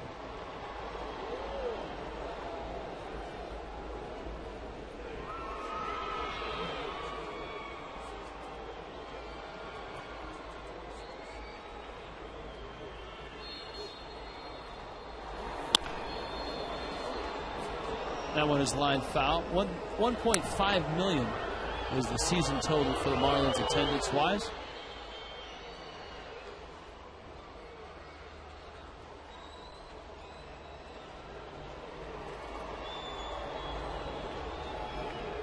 I just anticipate, and I know we all do, in the new ballpark, obviously you want to see 37,000 every night, but to see 30,000 in the new ballpark is going to look a whole lot different than seeing 37,000 here. In a, what does this hold, 70? Yeah, 70, 75.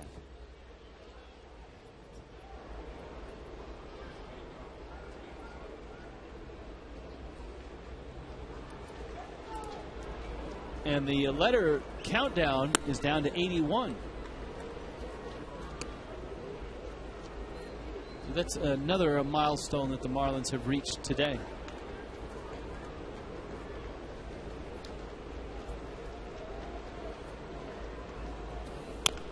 That number actually could be reduced by 3 if the Marlins do indeed play one of those series in Puerto Rico or Vancouver, British Columbia. And if you remember, in Puerto Rico, they had the teardown. They had the number in right field.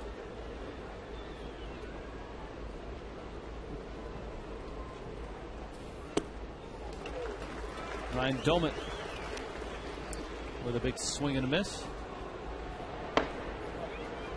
The hopper getting loose. You have the feeling this could be the last inning for Anibal Sanchez. Yeah, he's a guy whose innings load has really gone up just simply because he's been healthy. He's going to be at 194 innings on the year. Which, for a guy that pitched all of 168 innings over the course of 3 seasons, from 07, 08 through 09. Yeah, 86 innings last year. That's a pretty big jump.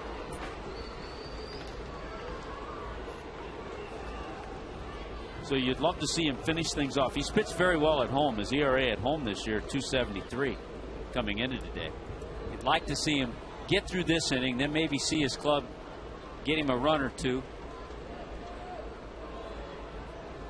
and really finish things off on a good note. Doumit tipped it. Davis held it. That would be strike 3. We'd like to apologize for the quality of our audio man, able to pick up all the sounds from around home plate. Every now and then we hear a sound that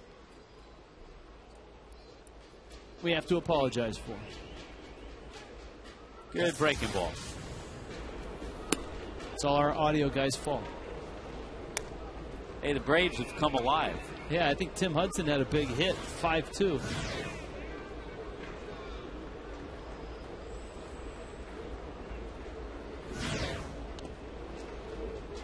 Omar Infante with a 2-run triple.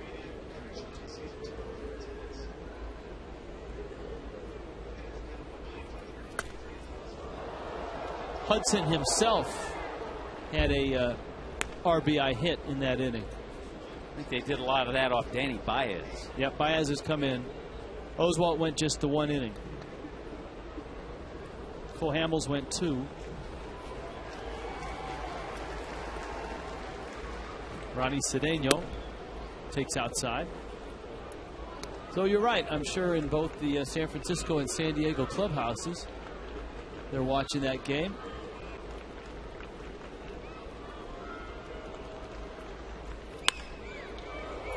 Cedeno, who popped one out of here back in the second, sends this one to left center, and Bonifacio runs it down.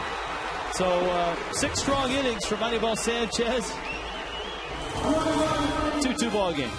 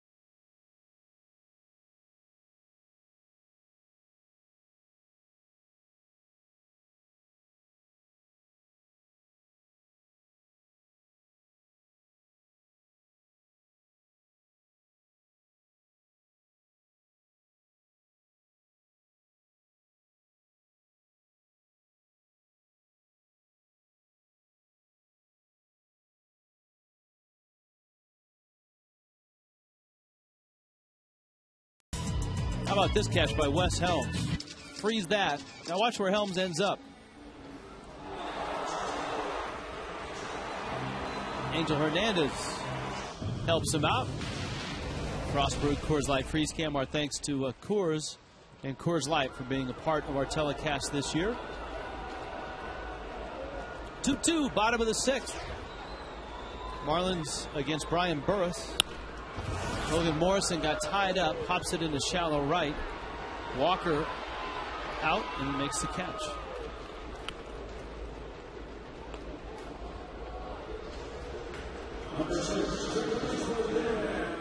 Here comes Uggla. He has walked and has a 2-run homer. Yeah, the Marlins trying to win their 6th game against the Pirates this year. Yeah, try to take 3 of 4 twice. Yeah, 5 and 2. They took 3 of 4 in Pittsburgh. Like to do the same here. Burris challenges Uggla. You can't sneak the fastball by Uggla. And so Dan, with that hit, is going to raise his average up and pretty much solidify a career high for batting average. He hit his career high 33rd homer in the first, and he's driven in a career high 104 now. Well, and he walked in the 4th inning, so he's 2 for 2 in this one. But he's got to get that run that you were talking about, right? Yeah, one more run, he'd be at 100. And right now his average is at 286. That's nice. So he's at 99 runs after the home run. Gabby digs in.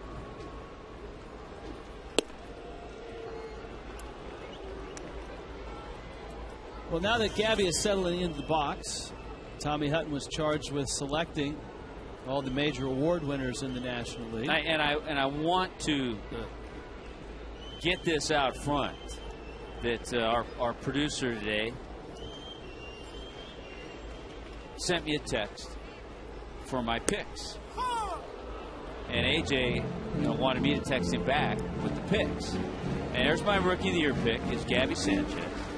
But I did not want to text and drive at the same time. So I was able to get off to the road in about 2 minutes. I got the text off to him while I was waiting. Got it taken care of. That's a tough hop.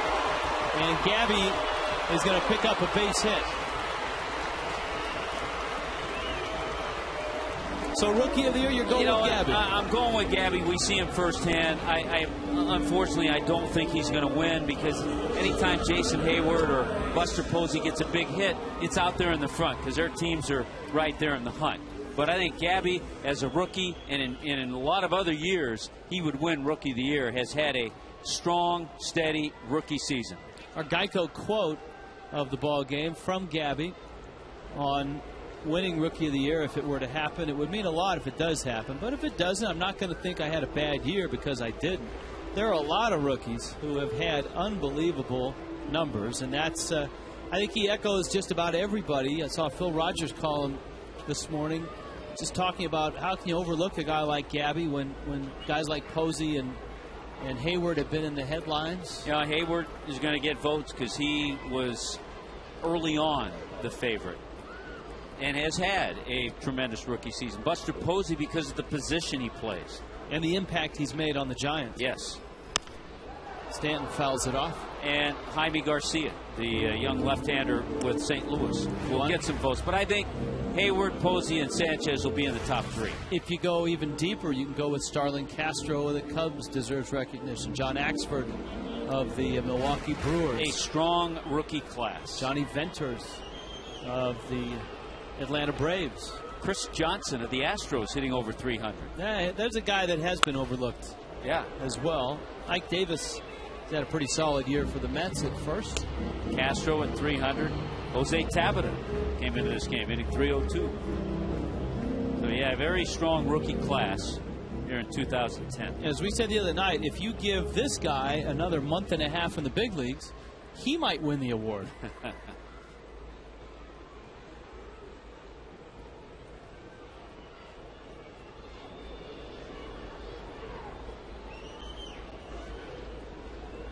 They're setting up inside against Stanton. And they got him with it. The fastball that was elevated. Burris with a big strikeout. Up comes Wes Helms. All right, what other awards have you picked? What do you got down there, AJ, from Tommy's bag of tricks? Manager of the Year. A lot of choices. A lot of choices. Tommy Hutton's Manager of the Year. A lot of people are going with Bud Black for what he's done with the low payroll and the Padres, and you go Bobby Cox on us. I'm going to go old school.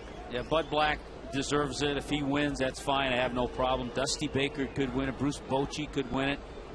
Look at the things that Bobby Cox has dealt with this year. Chipper Jones out for the season. Had to move Prado over to third base. Now Prado's out for the season. And bring in Infante. Now he's playing Conrad at third. He's had to deal with a lot. And if things work out the way the Braves hope today, they'll be in postseason. He actually made a change in his lineup today because of what happened in the first 2 games of that series. Wes Helms, left field. That's deep. West. Tabata off the wall. No, it's gone. A home run. Angel Hernandez says it's out. Helms is trotting around the bases. That one was right on the side of the wall, and the Pirates may have this one reviewed.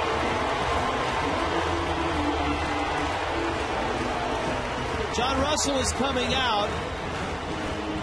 Angel Hernandez was down the line and made the call. It was hard to tell at what point did it hit. Did it hit to the left of where it says Marlins? Regardless, Dan Uggla scores, so it'll be his 100th run scored. Let's see.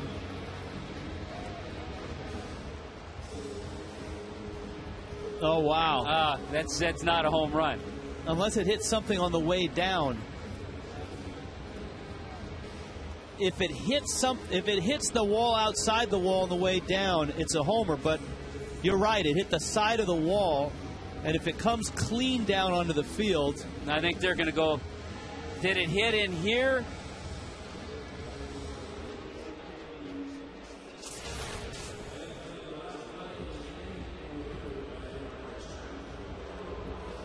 Well, the umpires obviously have gone in to take a look at it. They'll have the replays of both our show and the Pirates show. Let's slow it down. See, right about there, if it hits in that area, if it hits just to the left of there, then it's a home run. But it appears that it hits right there on that wall. It says Marlins, and that's part of that high wall, the fence, that you have to hit it over. Let's see if we follow it. If it hit anything else, it goes out of the camera frame. I think it just comes back down on the field. I think you're right. I think that's going to be a double. But you never know. So a couple of inches left. Yeah, it just comes right down.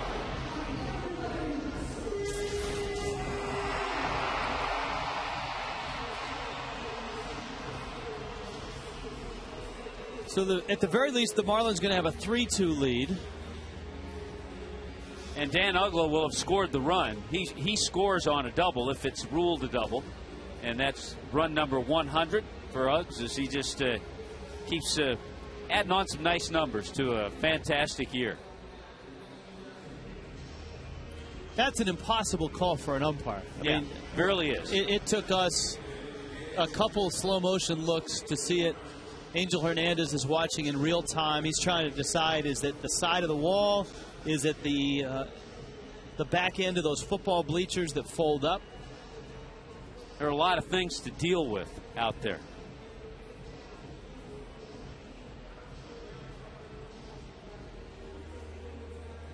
Well, Uggla can relax. Gabby may have to put the helmet on and trot back out to third. Ugg's got the good look today. You know, he's working on that winter cut. The Wolverine look.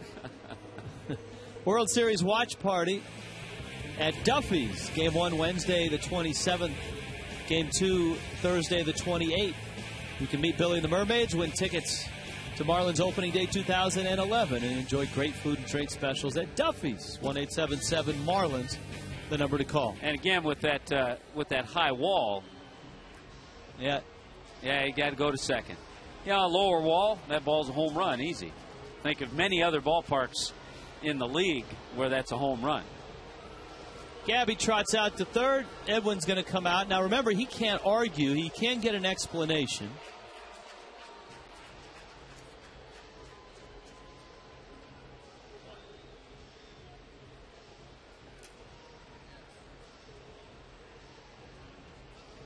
And I think what they're talking about now is where the runner from first goes. Sometimes it's umpire's discretion, but I think in this case with the Gabby, they're just going to place him at third and Wes at second. That's a good question because it's not a ground rule double. It's not bouncing over the fence where the runner from first could only go to third. So that's a good point that Edwin's making right here. How do you just say that he can go from first to third? That ball came back down. It's in the left field corner. However, the left fielder, Tabata, was there to pick it as soon as it came off the wall. You know, the fact that there's 2 outs, Gabby got a good jump at first base. So Helms is at second. Gabby's at first. Davis is going to be the hitter.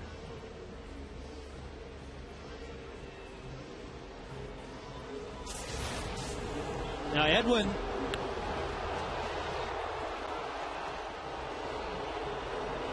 See, look at this ball goes quite away from Tabata.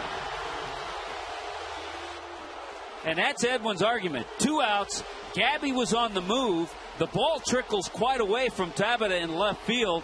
He should be able to score because the ball stayed in the ballpark. It didn't bounce out. And Edwin's been tossed from the game by Joe West. Now he's getting his money's worth with Angel Hernandez. And that's what Edwin's argument. That other run should have scored.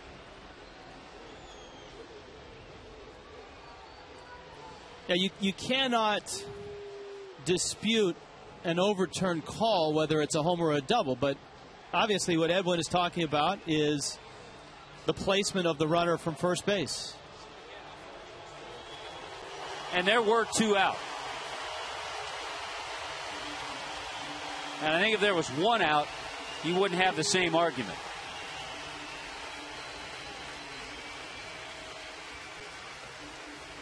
Now John Russell's coming out and he's going to change pitchers.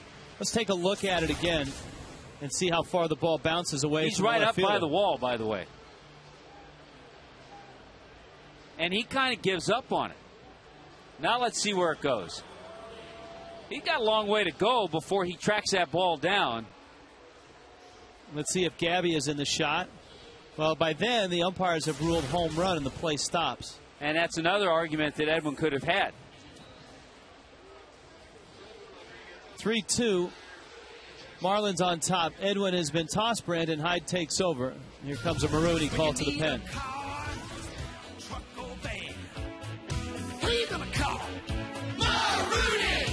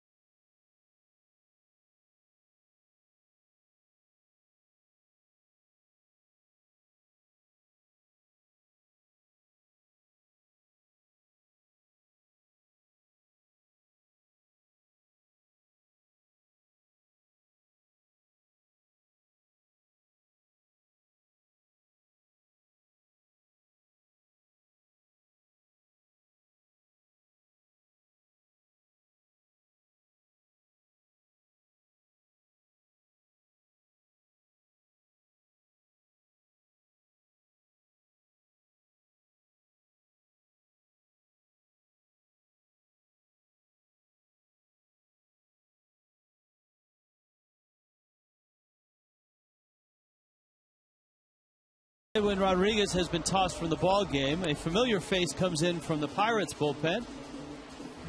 Randy St. Clair along with Brandon Hyde will be managing the team, but certainly they'll lean on Randy St. Clair. Yeah, it does really bring up an interesting argument as Chris LaRue, formerly with the Marlins, comes in to try to get an out here. The fact that if you're Gabby Sanchez and you're going hard with 2 out, you see that ball bounce back into play, and then all of a sudden you see the umpire circle home run, what's your instinct? You're going to slow up. Right. Well, the play essentially stops once the so umpire that's rules what makes home it run. an interesting call. As Davis stands in, we're joined by Jeff Conine. Niner, your thoughts on that wild play? Well, it's interesting that, I never knew when there was fan interference or a play like that. I assumed that a ground rule double meant that everyone goes up 2 bases and that's where they stay. But it's actually umpire's discretion that if they feel that the guy from first could have scored, they could award that guy home plate. So in that spot right there, I think Gabby running hard the whole way would have scored, and I think that's what Edwin Maragou was out there arguing, is that with him running the whole way and the way the ball bounced off, it should be a 2-run Marlins lead instead of just 1. Plus, it was a high fly ball. It wasn't a line drive, so Gabby... And with 2 outs, I mean, he's already running on the swing. Yeah. So he's got a good head of steam going, and I think he would have scored easily. Yeah, I think so, too. A little left of that wall where the 2 world champion banners are hung on that sign. If it hits that sign, it's a home run. Right. We actually had that play come up in Chicago, and I don't know if you guys remember the Hurricane series when we played at U.S. Cellular against the Expos. There was a ball down the right field line, and a fan reached over and grabbed it, and they awarded him home plate from first base. And I thought he should have been at third, but they said under their judgment he would have scored anyway. A memorable series it was. Oh, indeed. Not great memories either. Although we were in Chicago, which was good. You didn't stay in Chicago, though, did you? No, we stayed out past the airport. Yeah, that was scary. In they had some big thing in the city. There are no hotel rooms. Full count coming to Davis. Third time for Edwin being ejected. Chris LaRue strikes out Brad Davis. Marlins do get 1 run. Uggla has scored 100. Helms drives it in. It's 3-2.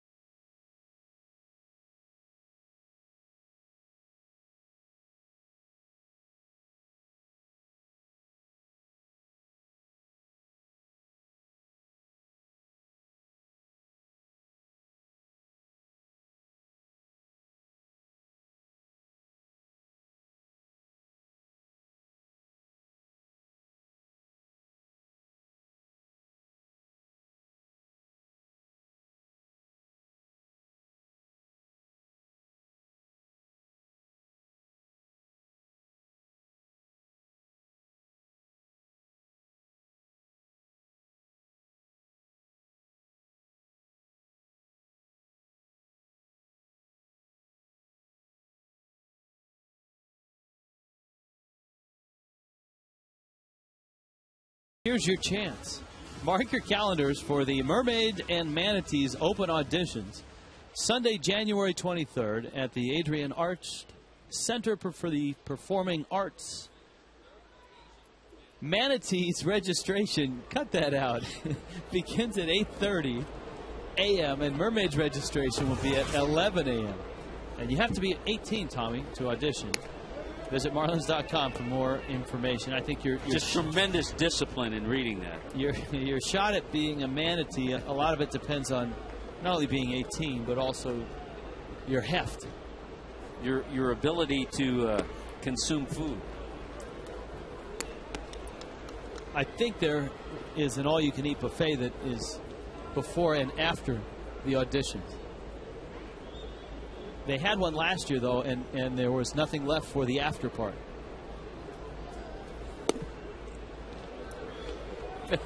Fade not misses outside. I think the Manatees came through the season okay. There weren't any serious injuries.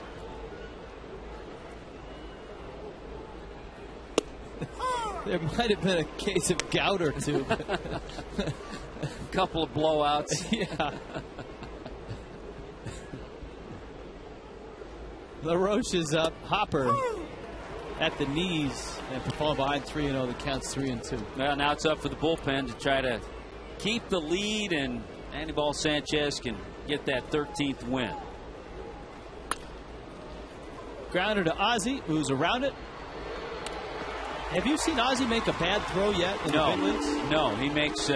He's one of those shortstops that, as a first baseman, you love receiving his throws.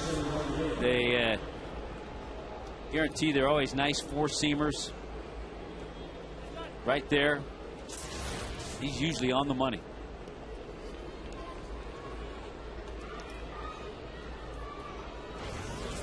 Jason Jaramillo is up now. And in his games played so far, 7 or 8 starts, Ozzie's not made an error. There's a strike from Badenhop. The Braves have cracked it open. They lead the Phillies now 7-2. With Hudson going strong, they go to the top of the 6th inning. So now that's the beginning of what could be the dynamic scenario. Now, because if the Padres win, yeah, then all 3 have the same record. But the Padres have to win. They have to win. If the Padres lose, they're out. If the Braves keep this 7-2 lead. If the Braves keep the lead and win, yeah.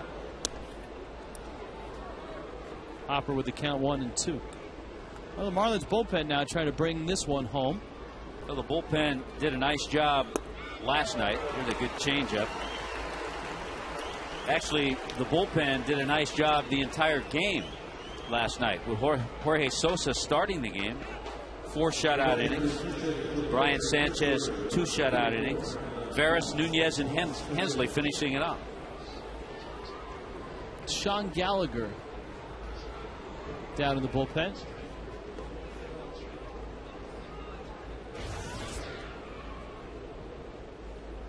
And Brandon Moss pinch hits for the pitcher spot. Hopper gets a strike, and it's 0-1. Marlins have 3 runs on 5 hits. The Pirates 2 runs on 4 hits. We've had a manager ejected, Edwin Rodriguez.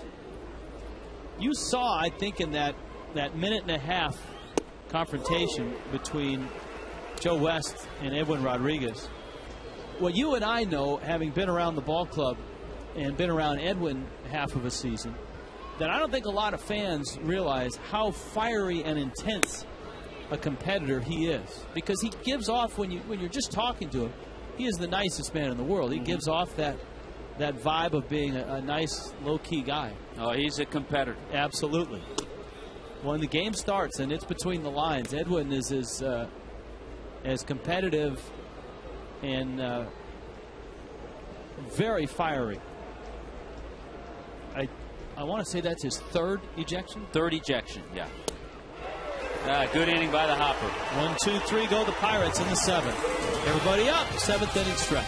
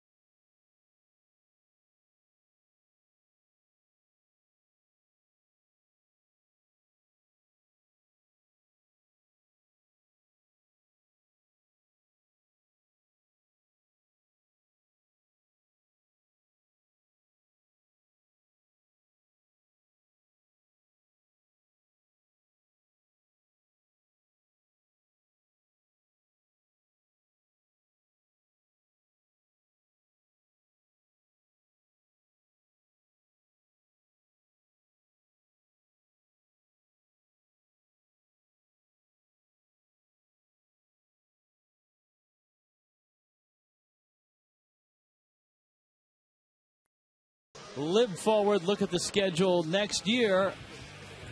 Couple of interesting notes. Number one, the season starts on April 1st. Number two, it starts on a Friday night, which is something different. Major League Baseball moving the games up, starting it on a Friday to get the postseason out of November. You can live forward with Just for Men hair color. Tommy Hutton has already given you his selection for Rookie of the Year and Manager of the Year. The Cy Young Award is yet to be named out of the booth. So, Tommy, you had all the ballots. Let me hear them. Yeah, I got all the ballots. I think there was a time when there were 3 or 4 candidates. Josh Johnson at one time, JJ a candidate. But when you lead the league in wins, in innings, in complete games, in shutouts, I think it's pretty hands down. Roy Halladay will win his second Cy Young, his first in the National League. All right, what else have you got for us? How about the MVP? Well, we've been talking about this one for a while. And with Cincinnati going to postseason, I think certainly Joey Votto, the Canadian, is going to win his first MVP award. There's some worthy candidates. You know, Carlos Gonzalez with the Rockies. Albert Pujols will always get votes. But I think Joey Votto will win the award this year. How do you think the Reds will do in the postseason as you see Sean Gallagher taking over for Chris LaRue? You know, against certain teams, they match up okay with starting pitching. Their bullpen they put together has been really strong lately. It all comes down to starters. Bronson Arroyo, how he's going to do. Johnny Cueto, Edison Volquez.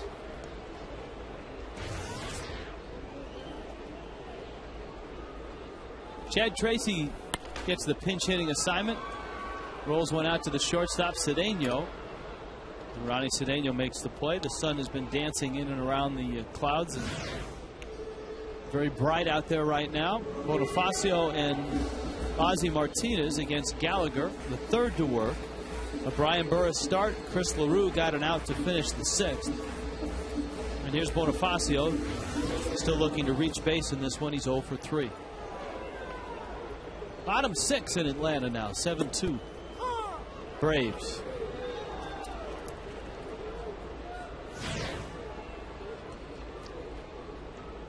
Leo Nunez. Rich, since you were kind of overlooked by our producer, how about let's discussing, and we can just throw this out there without visual help. Let's discuss the American League. What about the American League? Rookie of the Year in the American League. Rookie of the Year in the American League is not an easy pick. Yeah, I got a guy. You got a guy? I got a guy. Can you get me a good deal on some white walls? No, go ahead. You pick, and I'll tell you if he's my guy or not. Gallagher misses in. All right, you're going to go. I'll go with the Tigers' Brennan Bosch. Oh, I'm going with Neftali Feliz of the Texas Rangers with 40 saves. That's a good pick. All right. Manager of the Year in the American League, I'm going Ron Gardenhire. He did it without Justin Morneau in the second half. He did it without his all-star closer, Joe Nathan, the entire season. I will go with Ron Gardenhire myself. I like that pick. Cy Young, I sent you an article. I don't know if you read it. I did. I'm going Felix. I think the numbers are just so overwhelming what he's been able to do with a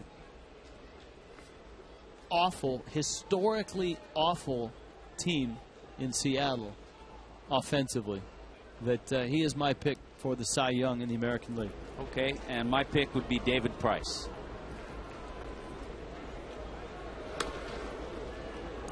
You think the wins, the lack of wins, is that what swayed your vote to Price? Yeah. So if you put Price on that Seattle team and you put Felix on the Tampa Bay team, Felix wins the Cy Young. So why should one guy win the Cy Young and not just simply by the team he plays on? It's the way it goes sometimes.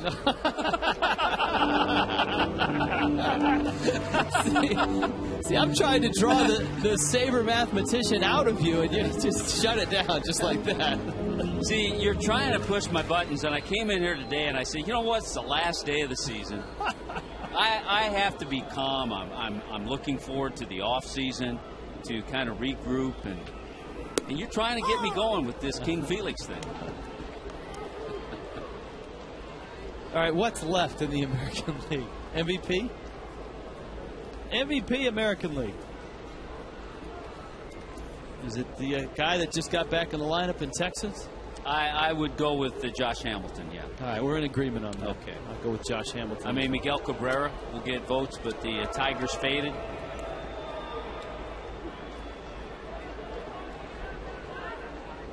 Robinson Cano will get a number of votes. As well he should. And he should, yeah. Not only the offensive year he's had, but he's had an incredible defensive year. He's obviously very valuable to the Yankees.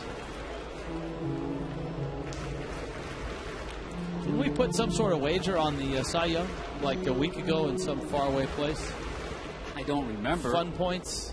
Fun points. I said if Felix gets it, and you said it was. Do I get the field and you get Felix, or does it have to be David Price? What if CC wins? You got to have a guy. Runner goes, hit and run, nicely done. Ozzie punches it into right field. Bonifacio to third.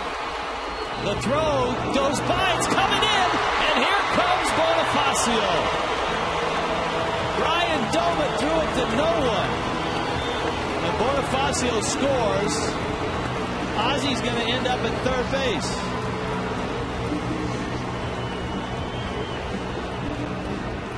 Marlins putting it in motion, and it pays off. Well, you love to see that. With Bonifacio on the move, pitch out over the plate. Ozzie with just a great swing to find that hole on the right side. Here comes the throw, and nobody's there. He threw it between home and third, and it went right into the Pirate dugout. So Doma with the error. One run came in. That allowed Ozzie to go over to third. You saw Sean Gallagher, the pitcher, was actually backing up behind third, and he couldn't get there. Breaking ball and a strike to Logan Morrison. The more you see that man play, 7 for 17 in this series against the Pirates. The more you like him.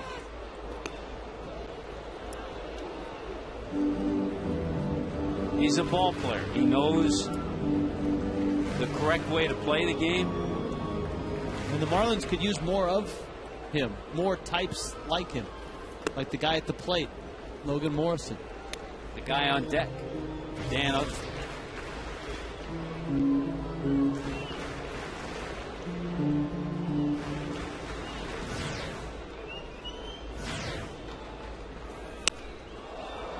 Morrison got jammed, pops it up. And it's the third baseman, LaRoche. The second baseman, Walker, ran into the pitcher, Sean Gallagher. And not a good day for Lomo. He's not going to be happy with his finish. 3 pop-ups, a strikeout. Had a chance to bring in a run there with a fly ball into the outfield.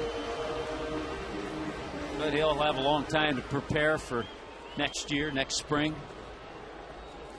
Uggla now, 2-run homer, a single and a walk. 2 for 2 in this ball game. And a strike from Gallagher.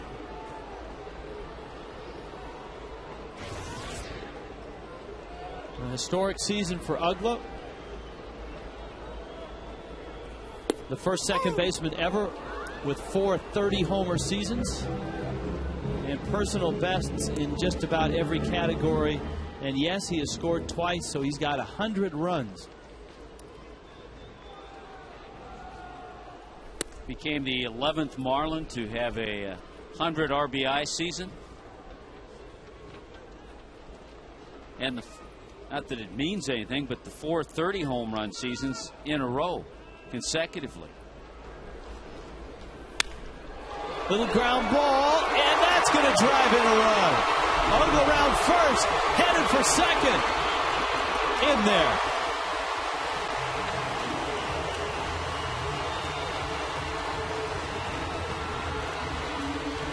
That'll be a double.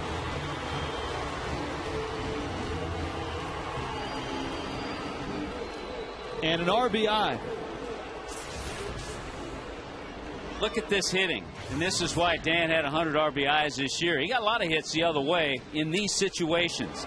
About a half swing, but skips by Walker, the second baseman, on that hard pass infield. And seeing that it went into shallow center field, Uggla hustled into second for our Checkers double of the game. Last day of the season, it's the only way he knows how to play. So Uggla is at 31 doubles now, 105 RBIs, and 33 homers.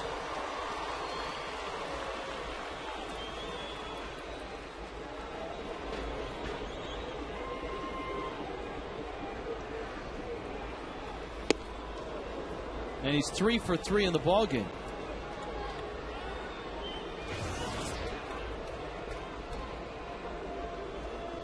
Gabby Sanchez looking to pick up an RBI. Marlins trying to stretch this lead up 5-2. And Gabby got under that one. Tabata battling the sun. Makes the catch. Inning over. Marlins pick up 2 more. Uggla drives in another.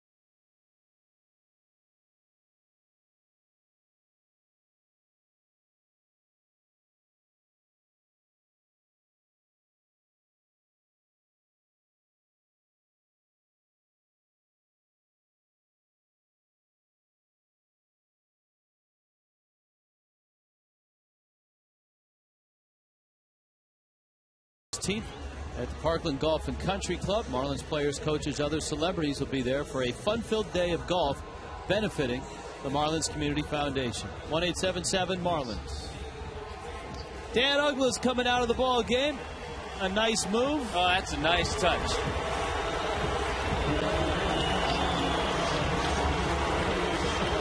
Uggla on his way out, a 3 for 3 afternoon with 3 RBIs, including his 33rd home run.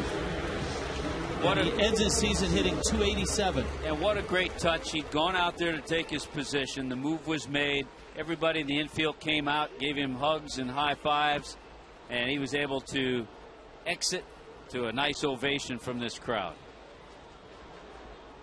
So the Marlins defensively are going to swap center fielders.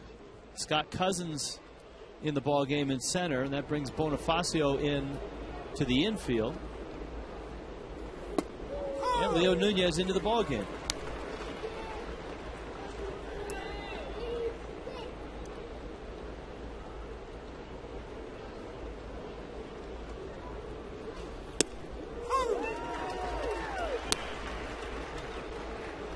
Interesting decision the ball club will have concerning Leo Nunez.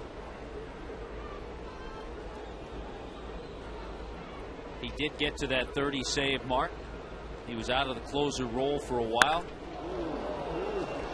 I think, as we've talked about over the last month or so, we've seen him become a better pitcher. And I guess the biggest question for Leo is, can he keep that, quote, better pitcher tag and be an effective closer? Because some of that may have been moving out of that closer role and having some of that pressure taken off of him. Now, if he can take what he's learned and apply it to the closer's role, then undoubtedly he'll be a better closer. But you don't know if he can do that yet or not until you stick him in that spot in the middle of a season. Yeah, we saw him get a save in, I guess we want to call it the new look Leo Nunez. But you're right. Would he be able to sustain that during the course of an entire season? The other thing, though, a lot of fans will just freely throw it out there. Well, you just go out and get a closer. I'll tell you what. You'd be hard pressed unless you're going to spend $10 million a year to find one who has as good an arm and has the stuff that Leo Nunez has. So when it comes down to just channeling the way he approaches his pitching, you have to really think about it. So do you bring a Leo Nunez back with a Clay Hensley back and let him fight it out for the closer's role, or bring someone else in that might fit that profile and let him fight it out for the closer's role? I think you bring Leo back, and you have to decide on what you're going to do with Clay Hensley. If you want him in the bullpen or if you want him to start. And then if you want him in the bullpen, it would probably, I think, be good to have a couple of guys battling. You know, some would say, oh, you have to name your closer. You have to do this. You know, it's nice to have competition. Makes guys, you know, play or pitch perform a little bit better sometimes.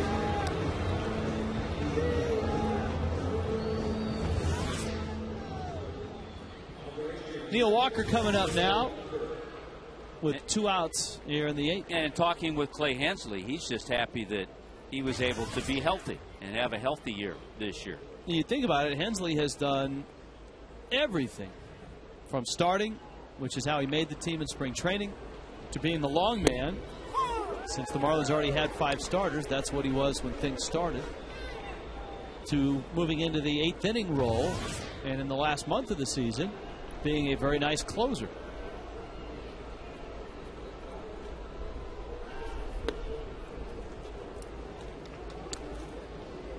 Hensley last night came in and saved a ball game.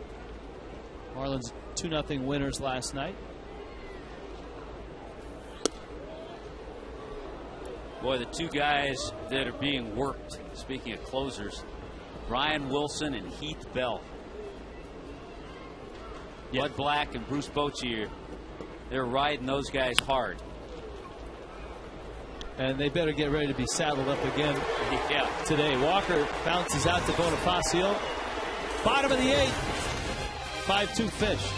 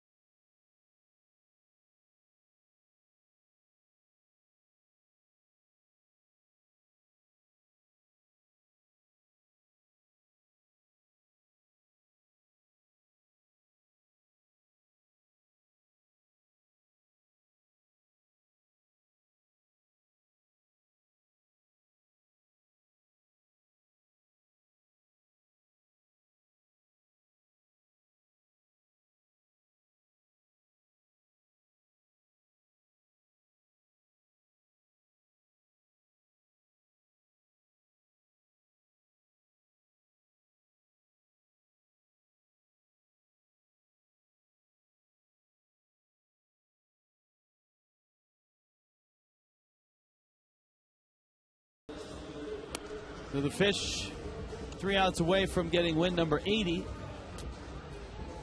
Our Toyota interactive poll. Biggest surprise of 2010, Gabby Sanchez at 52%. Alex Sanabia right behind him. That suite filled up with our friends from Toyota. Yeah, I think the thing with Logan Morrison and Stanton, we heard about them, but remember, it was Logan and Gabby that were battling out that first base position in spring training. Looks like a fun suite.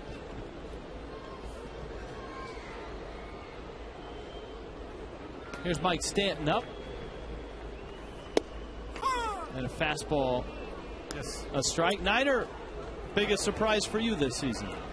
Well, we had that poll question in the pregame show, and that's who I went with. I went with Gabby Sanchez or Alex Sanabia. I mean, you got a 32nd round pick who made pretty good impact at the starting rotation, especially when the Marlins needed him late in the season. So that to me was a great surprise. But Gabby, you know, that was a battle with him and Logan Morrison at first base.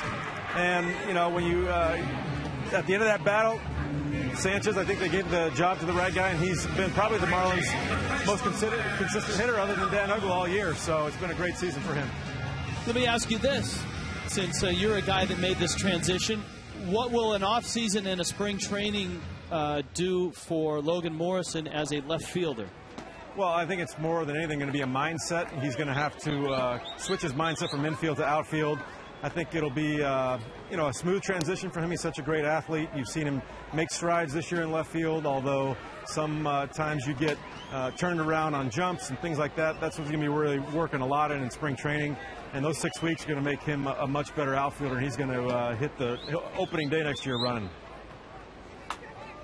It's going to be another young club next year. The Marlins used more rookies than anybody in baseball this year. Keep Niner on. I have a question for him. You had a terrific, as we talked about, 162 games rookie season.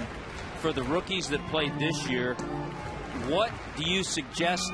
And you came back and had a really good second year. What do you suggest to the rookies in the offseason to prepare for their second year, their sophomore year?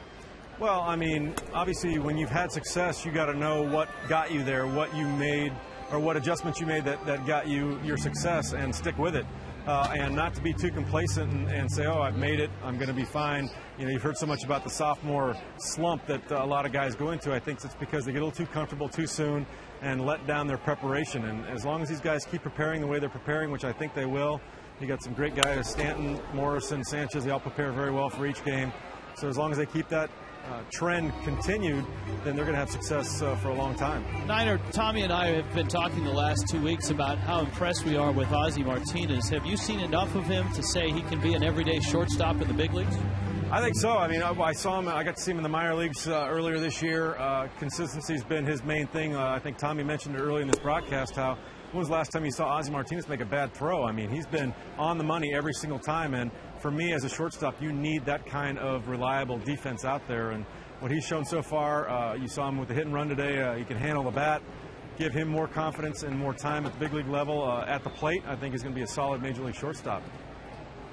Mike Stanton's at first base. Okay, by the way, Stanton with an 11-game hitting streak now at that little single in the center. So he'll finish the season with that streak, and during the streak he had 395. Will Ledesma walks Helms. Brad Davis is coming up. The Pirates have a right-hander in their bullpen.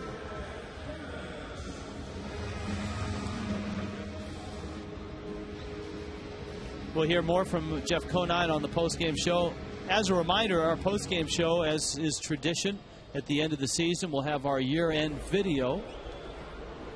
The world's most dangerous tape room has been working hard this weekend to assemble all the great highlights. Set it to music. So set your TiVo, your DVR for Marlins Live after this ball game. And we'd like to also thank all the hard-working men and women from our television crew. Our producer, John Sulzer, is away on assignment. And so AJ Speaks filling in capably. But sitting next to him is our critically acclaimed director, Jim Hawley. MJ right next to him, our technical director. Ken Lee, our graphics coordinator. Keith Gamble on duet. Pete Montalbano, our EVS. Wasn't he one of the flying luchadors as well? Yeah, I think he was. He was the flying luchador. Yeah, he was and still is. He was the one that flew. Joe Monahan, one of our veteran cameramen. Bobby Dorfman, our audio assist. Bill Wadlick on Foxbox. Scott Hopkins. We have a crack staff that rotates in terms of statisticians. Well, we have Scott Hopkins, who you mentioned. We have John Chupchuk, who at times is our Mets insider. It could be found just about anywhere watching a Mets game. What's Steve LeBeau considered an insider in? Summer camps, yeah, maybe. Frequent flyer miles. Frequent flyer miles and the WNBA. Hotel points. All right, we've got a Maroney coming up. We got a pitching change. Hold the thought. All right, do the Maroney thing, will you?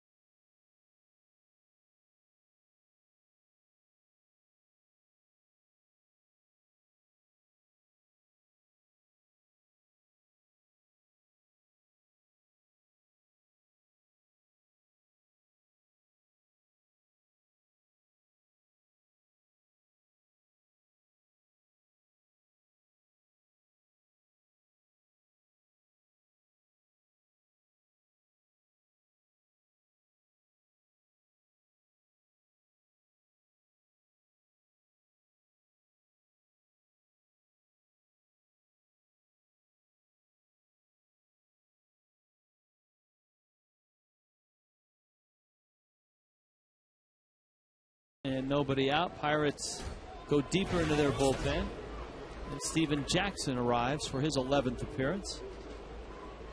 Davis drops down a nice bunt. Third base side. LaRoche gets him by a step. Marlins move the runners up. It looks like Mike Rivera is going to come up and get the at-bat for the Marlins.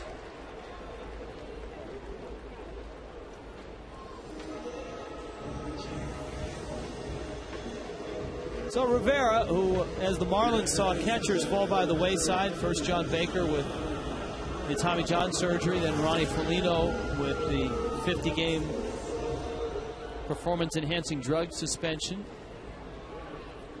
And then Brett Hayes, of course, knocked out of the season by Niger Morgan. Marlins needed to pick up a veteran backstop, and they did with Rivera. Infield's in, second and third. Yeah, that was an area I think sometimes we forget about, all the changes that were made and needed in the catching situation. It's be a nice spot for Rivera to get his first hit of the season. He's 0 for 14 as a Marlin. Swings and misses, and the count's 1-1.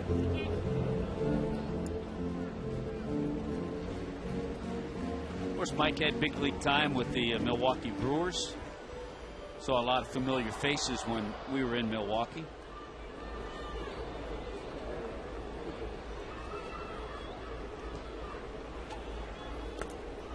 Pitch in the dirt. The Red Sox, Rich, trying to at least deny the Yankees that East title. Boston leading 7-2 over the Yankees in the 6th inning. And the Braves about to ensure themselves that they are going to play tomorrow, or at least play another game. It could be tomorrow. It could be a first-round game. So they will be huge Giant fans after their game is over. Yes, they will. Rivera swings and misses. It's 8-4. Atlanta on top of Philadelphia in the bottom of the 7th.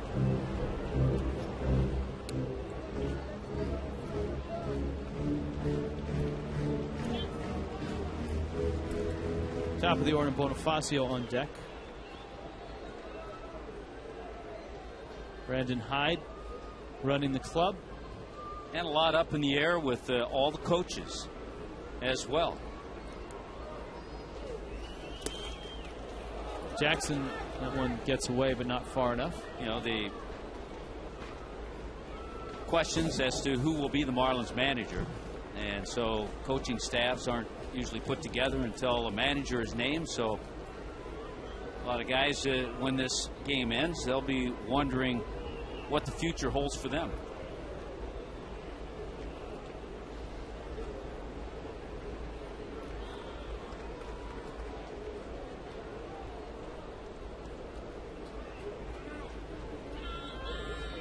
Rivera steps out.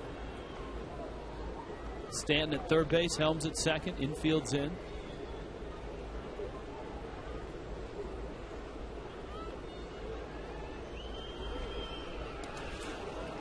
And Jackson buries one. Rivera works a walk. Bags are loaded up for Bonifacio. We'd like to continue to thank our core group of camera folk. Jonathan Berkman, John Tuitu, Craig Delosha, Len Robb, Bill Brennan, our robo expert, James Arminio. I told you about Joe Monahan. How about our favorite stage manager in the whole world, Cassie Allen? It's never the same when we go on the road. No, it's not. And, of course, it'll be a big offseason for Cassie. Expecting her first in February. New additions. Whole new lifestyle. A one hopper. Cedeno gets it out there. The relay out there. And the Pirates get out of the inning. Marlins come out to get the final 3 outs of 2010 as they lead this ball game. 5.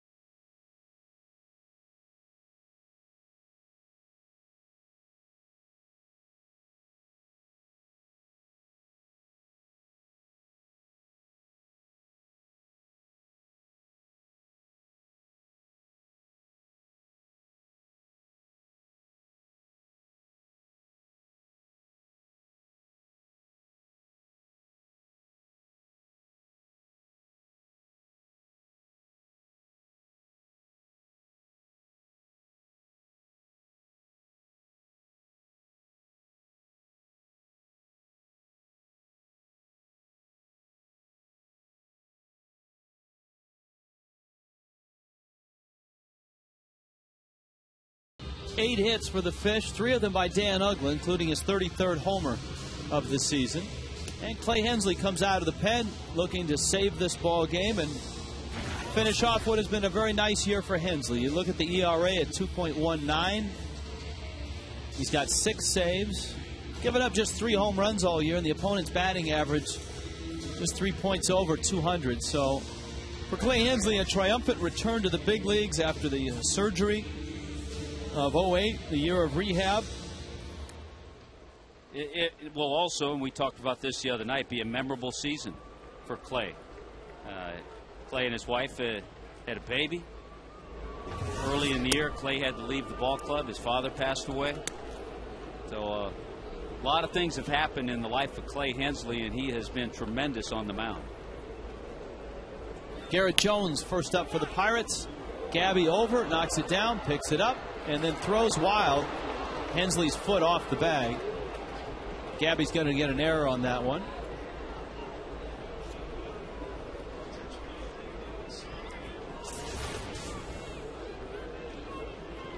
Here's a look at it. Right about here, he had a shot, and then he had a little bobble once he tried to barehand it. He really had more time than he thought. Tried to rush the throw and then threw it wild. Ryan Domit stands in.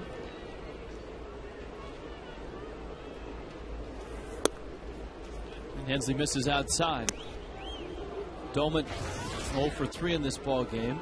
There was a partial announcement moments ago about Alex Sanabia. A strained ligament in his right elbow. Because Alex was supposed to start that game last night. But no word was given as to the rehab time or what that means. So a strained ligament in the right elbow. I'm sure the assumption is he'll be ready for spring training in 5 months. That would be good. A little rest, a little rehab. And Sanabia certainly deserves as good a look as anybody at making the rotation.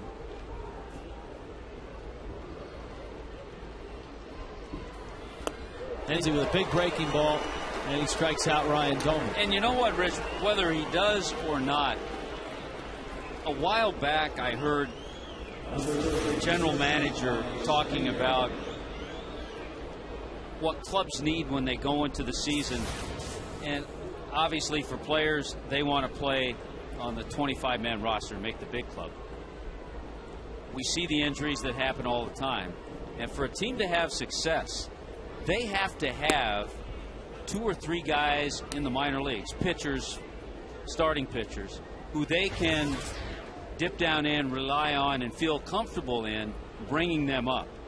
And so if Alex Sanabia is not on that 25-man roster in the rotation, you know you have a guy who's gotten some experience this year and knows how to pitch at this level. The Marlins are a great example of that this year because the Marlins did not have the depth in the organization to handle that, both in the rotation and in the bullpen.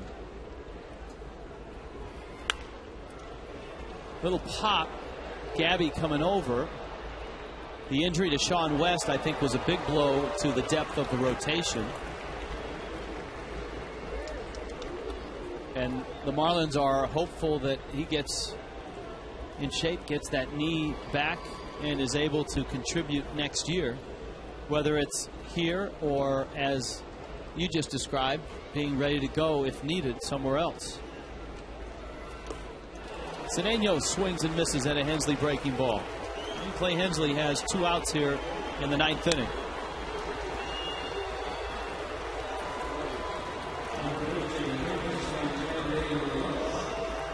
Andy LaRoche is up. The fans are as well. Closing day 2010.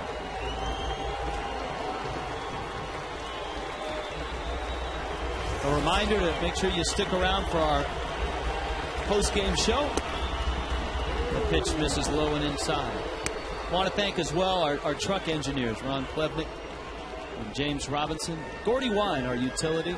Our pregame producer all season long, Bobby Grossman, who will be producing our postgame show, Marlins Live. That one is in the air, and this season is officially closed.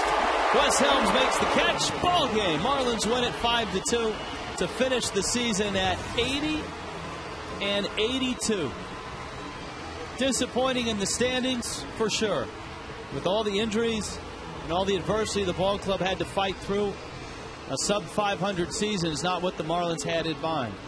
But as you look at 2010, the individual accomplishments, the terrific year by Dan Uggla, Josh Johnson leading the National League in ERA, Ricky Nolasco before his injury turning in an outstanding season, and the emergence of the rookies, Gabby Sanchez, Logan Morrison, Mike Stanton, Alex Sanabia. So a lot to look forward to 2011. On our post-game show, Marlins Live, we'll look back at 2010. We'll put a finishing touch on this game when we return after this.